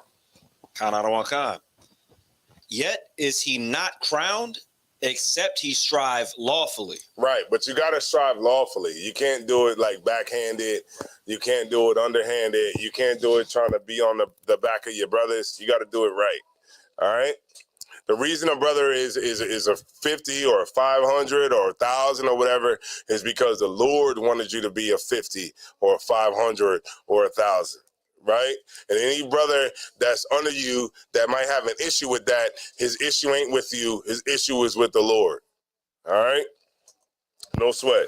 I'm going to get one more. I'm going to see two more. Let me get Ecclesiastes 37:1. One moment.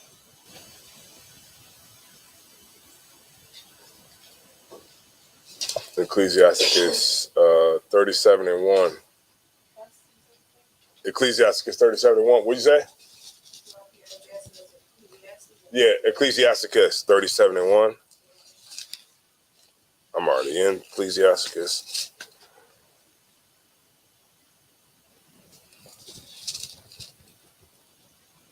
Yes, I'll read it whenever you got it. Yep, I'm ready. The book of Ecclesiastes, chapter 37 and verse 1. Every friend saith, I am his friend also. Mm-hmm. But there is a friend which is only a friend in name. Right. Some brothers, they just say they're your homeboy, but they really not. Right. There's some brothers that come around and they really not. Let me tell y'all something, man. Let me tell y'all a real quick story. A brother I used to always see all the time, he said that he wanted to be in this school, right? And I would see him, sometimes I'll be riding through the street and I would see him like, oh, and I'll like hit my brakes real quick and be like, yo, what up? And he'd be like, yo, man, it was the coldest day of the winter. I remember it was on the news. It was like the coldest day of the winter. I saw him. I was like, oh, yo, what up, man? What's good? He like, yeah, man, I'm just trying to get something to eat. You know what I mean? Trying to get this bus ticket or whatever. So I was like, all right, no sweat. I'm on the way to the Dominican spot.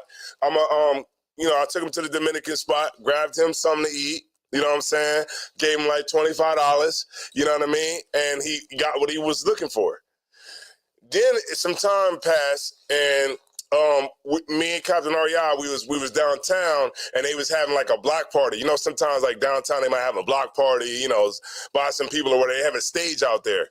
So I seen him out there, but at this time he was working. So when I seen him, I was like, yo, what up, man? He was like, hey, what's going on, man? What's going down? You know what I mean? And I'm like, yeah, all right. Yo, man, you ain't came through, man. What's up? He like, yeah, man, I was gonna come through, man, but I'm working now. You know, I haven't been able to come through. All right, no sweat. Boom. He spent off and went his way. He came to the school one day, and he knocked on the door. So he came into the school. It was me, Knock, Matazapa, and Captain Ariel in here. Nobody else was here. He came into the school, and he was standing right there where Kwayaswan is at. Right? He was like. So he was talking. He was like, yeah, man, I'm like, hey, how you been doing, man? How your new job going? Oh, man, I got fired from that job, man. That job ain't really work out. But, I was trying to get up on my phone bill because, my phone bill was like, $30, you know what I'm saying? So I was trying to get my phone bill, I was just trying to work up some money so I can get my phone bill paid, right? So I was like, all right, no sweat. I went into my pocket. I pulled out $30. And I said, here, man, just take it. Just take the $30. That's what you're here for anyway. Just take it, because you really not. He was like, man, I don't want y'all to think, man, that I'm, and Captain Ariel was like, fake?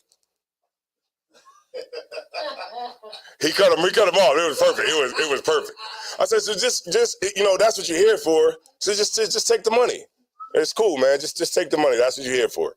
He was like, man, I don't want y'all to think that I'm, Captain Ariel was like, fake. He was like, man, I don't even want y'all to even look at me like that, man. You know what I'm saying? And I was like, here, just take the money. And you know what he did? He was like, all right, man, I'm gonna go ahead and So I'm gonna holler at y'all, man. I'm gonna come back down here for class, man. I'm gonna come back down here. I'm gonna show up when y'all got class, right? It's what, Tuesday? A Tuesday at 7? All right, I'm gonna be here, man. I'm gonna be here. I'm like, all right, no sweat, man. All right, man. Blah blah blah. Let him out, right? I was like, Knock, go ahead and let him out. Knock went and let him out. Knock came back and was like, yo, that was hard. Knock was like, I would not have took the money. Like Knock was like literally like, yo, I would not have took the money. And I was like, and guess what? I have never seen the dude again. And guess what? It only cost me $30. That's all it cost me to never see you again. That's how I look at it. It just cost me $30 to just get rid of you. And that's all it took. You know what I'm saying? Like a lot of brothers and sisters, man, be talking a lot of lip service, man, but they really ain't really down for you. That's why it's important that we prove every brother, every sister that's in here, so that, and every brother and sister that's in here now have been proven, right? And this is why you're here, right? Keep going. Anadawan Khan. Verse 2.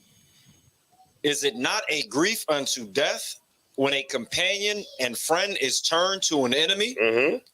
O wicked imagination, whence camest thou into cover the earth with deceit? Mm-hmm. See up to verse 5. Verse 5.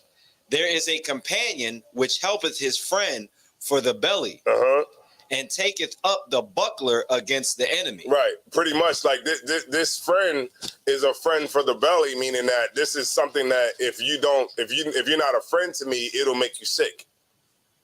Right? It'll make you sick because you feel some type of way because I'm not being a brother or I'm not being a sister. That's how you want to make the truth about you want to make the truth when you're a brother or a sister in the truth. Like if I'm not a sister to this sister, it's gonna make me sick. My stomach is gonna hurt. Things, I'm gonna be discombobulated. Things ain't gonna be right if I'm not being a sister. So you gotta be aggressive with the sisterhood, aggressive with the brotherhood. If there's a sister that's not been a sister, then bring it out. Holler at her. Don't click up by yourself and then have a clique of 3 sisters that don't deal with the other 3 sisters, right? If you're like that and you're a brother, don't be like that. Don't have a clique of brothers that don't deal with other brothers. I talk to everybody who's in the school, right? And we can't be brothers that, don't have brotherhood because we go out to the streets and we put our lives on the line together, in hopes that we're going to make it home to our ribs. You know what I'm saying? But there's no guarantee that that's going to happen from week to week. So we got to make sure that we have brotherhood, because if I'm willing to die and I'm willing to lay my life down, and that's real, for a brother to say that, that you really ready to lay your life down for somebody because I'm willing to go to the other side for you.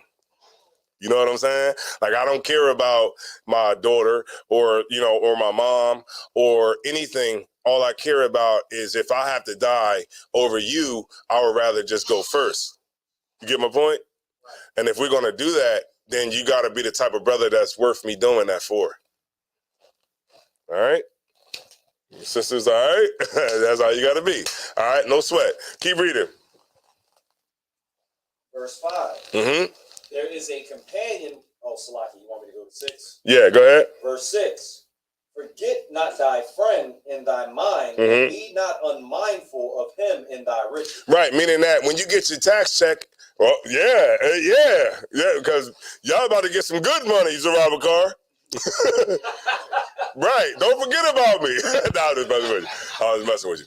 But, don't forget about your brother. Tax time is when everybody switch, right?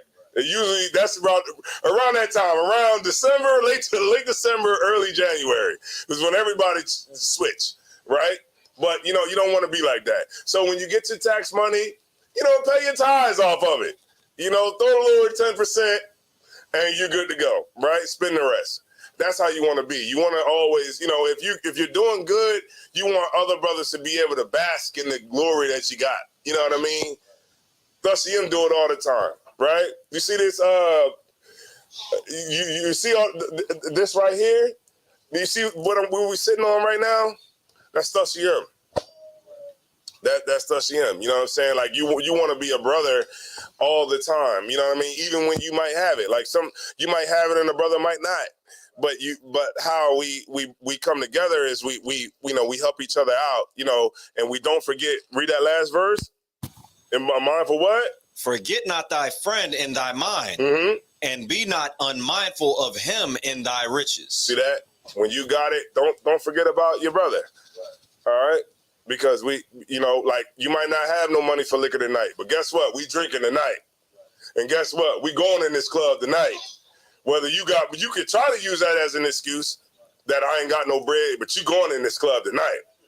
Right? Because that's how it's going to go. All right? Keep going. Verse 7, every counselor extolleth counsel, but there is some that counseleth for himself. What does that mean? Go ahead, Kwaya Swan. Break it down. Is that like you hearkening onto your own understanding, like you giving yourself, like you coaching yourself through it instead of going by what the scriptures tell you to do? Not quite, but you want it though. This is a counselor, right? That's counseling for himself, meaning that somebody might tell you to do something. Like, I'll give you an example. Your job, right? What do people say about the supervisor? When the supervisor chastises you, what do they say that you should do?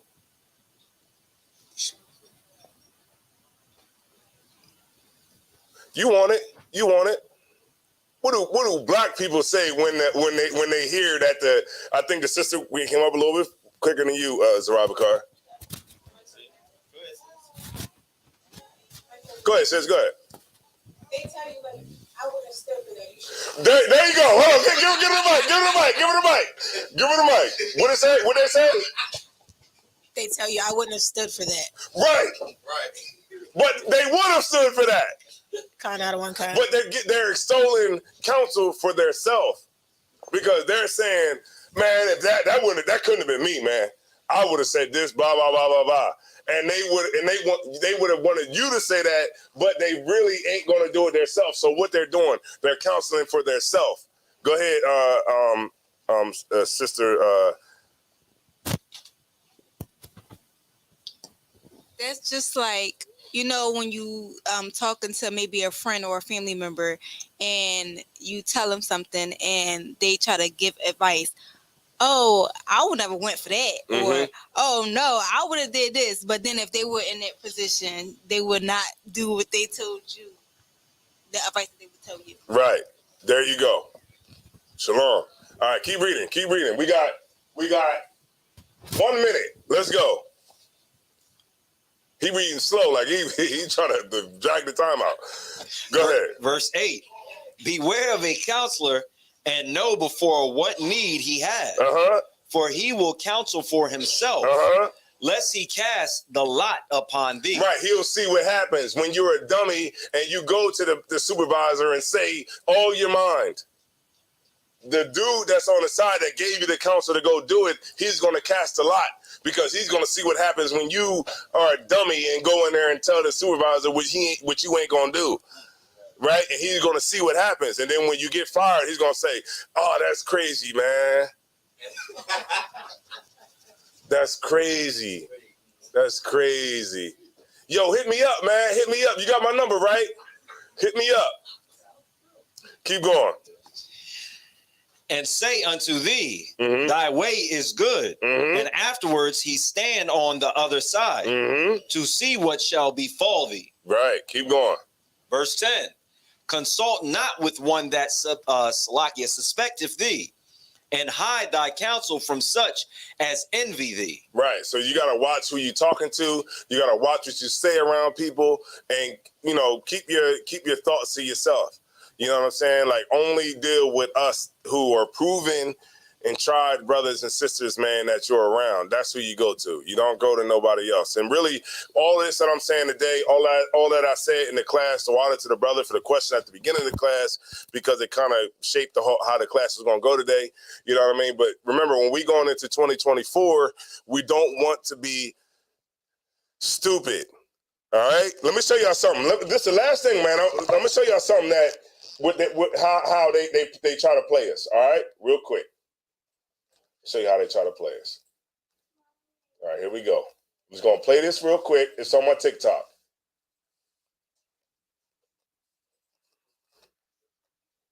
The newest state to set up a commission to consider reparations for slavery. More than 400 years ago, the first slaves were violently kidnapped, stolen from their families and their homes. They were brought in chains to the shores of what eventually becomes the United States of America. And these enslaved peoples literally built much of our nation with their sweat, their blood, their sorrow. Right over here, we have a statue of Thomas Jefferson. He wrote the Declaration of Independence. At the same time, he owned over 600 slaves. New York has long been the center of American commerce, Wall Street, banking, shipping, insurance, the economic engines of our entire country.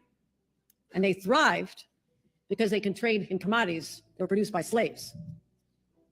And there was a slave market. Yes, here in New York, there was a slave market where people bought and sold other human beings with callous disregard. It happened right on Wall Street for more than a century. And even though it officially closed when slavery was abolished in New York in 1827, our state still remained a dominant player in the illegal slave trade. The practice continued, and our financial and business institutions prospered. In a few minutes, I'll sign a bill authorizing the creation of a community commission to study the history of slavery in New York State. We'll study various forms of reparations and how we can help right the wrongs of the past. If they truly did pay out reparations, we should know that this would be an automatic civil war, because the descendants of the slave owners don't truly believe that they're responsible and that they benefited from slavery, okay? And this would also mean that the descendants of the slaves would have more money than them, and that will cause a civil war, okay? But what is reparations? It's the making of amends for a wrong one has done by paying money to or otherwise helping those who have been wrong. Now, what is money by definition? A current medium of exchange in the form of coins and banknotes. Coins and banknotes, okay? So Something to say? Khan, sir, if I could. Uh-huh. Khan, sir, she didn't even say that anything except for having a commission study it. Like, she just said have it studied. That's all I heard her say, and they cheered like they were actually going to get money. That's all I wanted to say. Just at the mere thought of a conversation or the studying of it, they got happy over that. You see that? They do it every single year. They, oh man, we know what we're gonna do. We're gonna talk about reparations, and then make black people so happy. Black people be so happy to just talk about reparations. What more do they need to talk about? How many more young A students do we got to get up there to articulate racism? Hold on.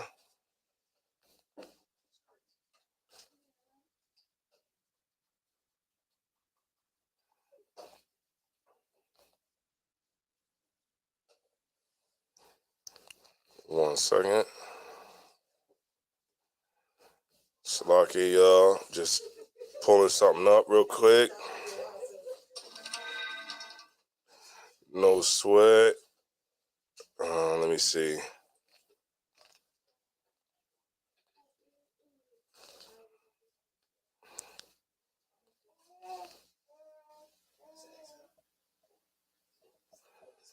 Slocky, I'm just looking for this scripture real quick.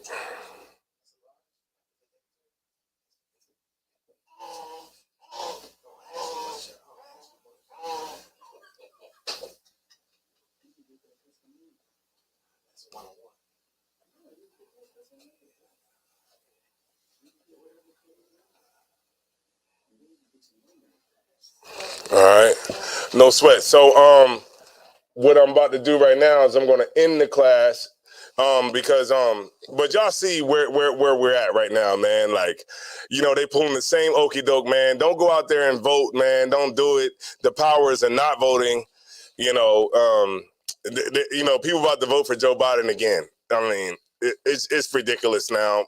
You know, it's a sham, and it makes black people look stupid. So, you know, they still talking about reparations. Ain't that something? Like, as if the reparations is really going to get put on the table. They're never going to put reparations on the table because they know that it will make white people upset. So they're never going to do it because in America, they're never going to change dollars over to black hands. And if they ever did, they would inflate the economy so much that a car that's $20,000 would be $50,000. Go ahead. Right, they would do it. Right, exactly. Right, exactly. So, real quick, so yeah, let's go ahead and do this, man. Let me see something real quick.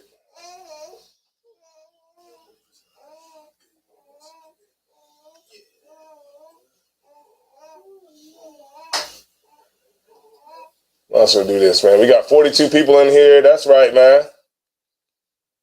We got 42 people in here. All right, let's go ahead and do it, man. All right. Driver car, come on up. LCM, come up. Huh? Say it again? No, just come up. Sayana, go ahead and come up.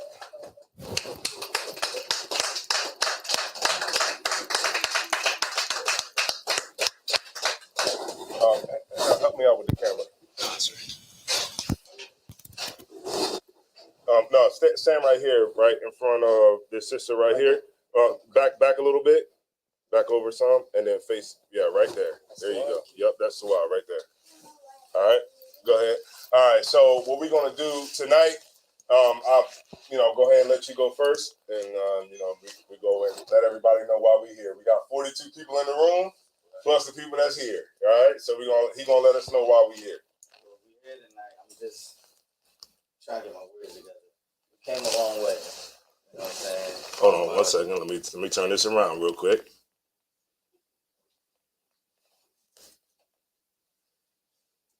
You help us out, Kohal.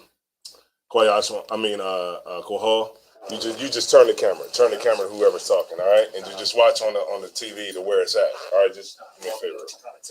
Yeah. Tilt it up and let us know what you just pretty much just handle the camera like where it gotta go, all right. You got it. Slack it. You came a long way.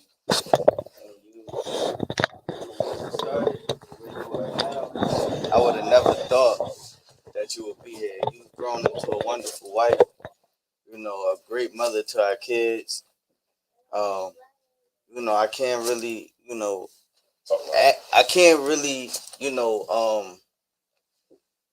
ask much more from you. You hold it down at the house, you know what I'm saying? You almost every feast that you hear, you offering, your services. You always make sure I got what I need. Free me up so I'm able to come to camp, come and do my duties at the school and everything like that. Like you've been flowing with it, you know what I'm saying? Like you've been flowing, the tides get rough sometimes, you know what I'm saying? Like sometimes when waves get to crashing, but you've been flowing, you know what I'm saying? So, Before you say that, I'm gonna go ahead and get the camera on me. All right. What I want to say is that this sister's been around for a while now. You know what I'm saying? And like when Zarabakar said that he wanted to give you your name and things like that, it was like I had no discrepancies about it because I was like, this sister been around. She's good around the sisters. She's good around the brothers. Y'all bring y'all family around. And just to see your overall growth from the time that you came in till now, this is long overdue, right? And so what I want you to do is keep continuing to be who you are now and just increase it. You know what I'm saying? And just, go to the top as far as you could take it, right? And that's why I say, and I was in total agreement with the brother when he said that it was time to give you your name and make you an official member of the ISUPK. That's right. All right. So now you out the pan and you into the fire now. Yeah. So we're gonna go ahead and give you a round of applause for that. And if you want to say anything, you good to go? Just one last thing.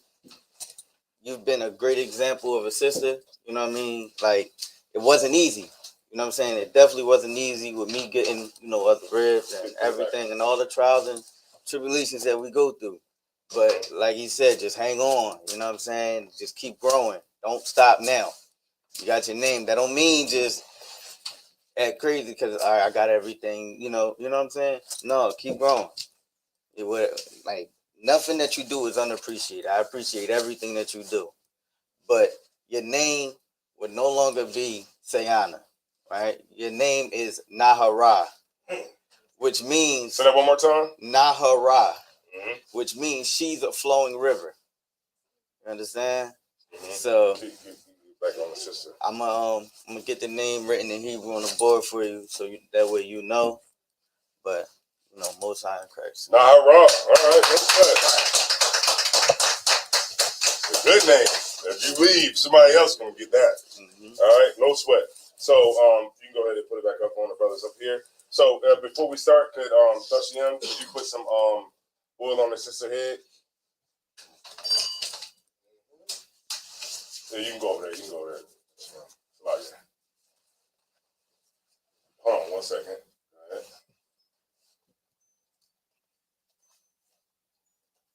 No sweat.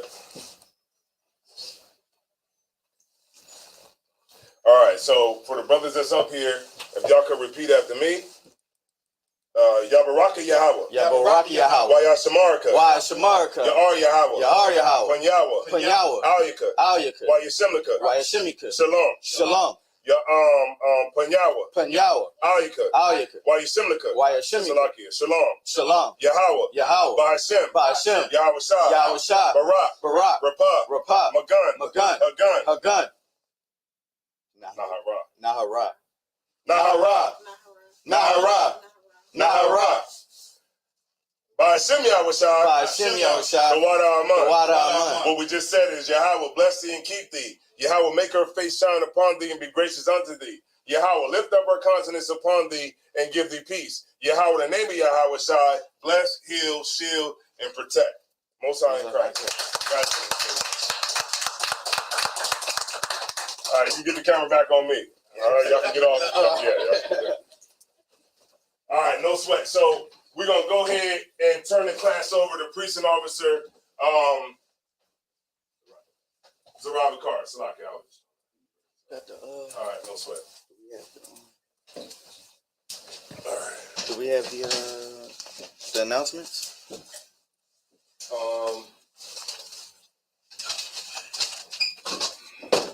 You know it, right? Don't worry about it. We're gonna bring up Precinct Officer Thashiam. You should know that. All right, no sweat. All right. All right. This is the ISUPK security announcements. Rules for new brothers and new sisters. When a new brother and new sister come into the school, they are off limits for 6 months. They are here to learn, to shed themselves of the world. If you need transportation, the teacher will arrange it. After 6 months, if you have an interest in a particular person, seek counsel from the head, from the teacher. Tithing, ma'asharah, means 10th in Hebrew. That's Numbers 12, so 3:8 through 10. And what is it? Numbers 3 to 8 to 10. All right. Priest fund is not mandatory. Whatever amount you would like to give, you may give. Up and coming holy convocation.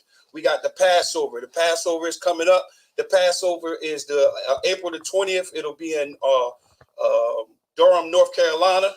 All right. Before that is the Feast of Purim.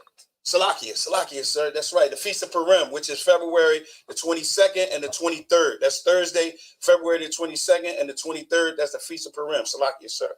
All right. If anyone wants to be a trooper in the school, start wearing all black boots, pants, headband, and scarf. And saying that, Amijum means to stand. We're going to give one courtesy salute. Amajum Shabbat. Amijum. Barak. Yahaba Hashem Yahushua Barakatam. Yamata. Sar means to turn. Sisters, Amijum means to stand. Men of Israel, we're going to give the sisters a courtesy salute. Men of Israel, Amijum Shabbat. Amijum, Barak. Yahweh Shema, Hataram Hashem Yahushua. Yamata. Class dismissed.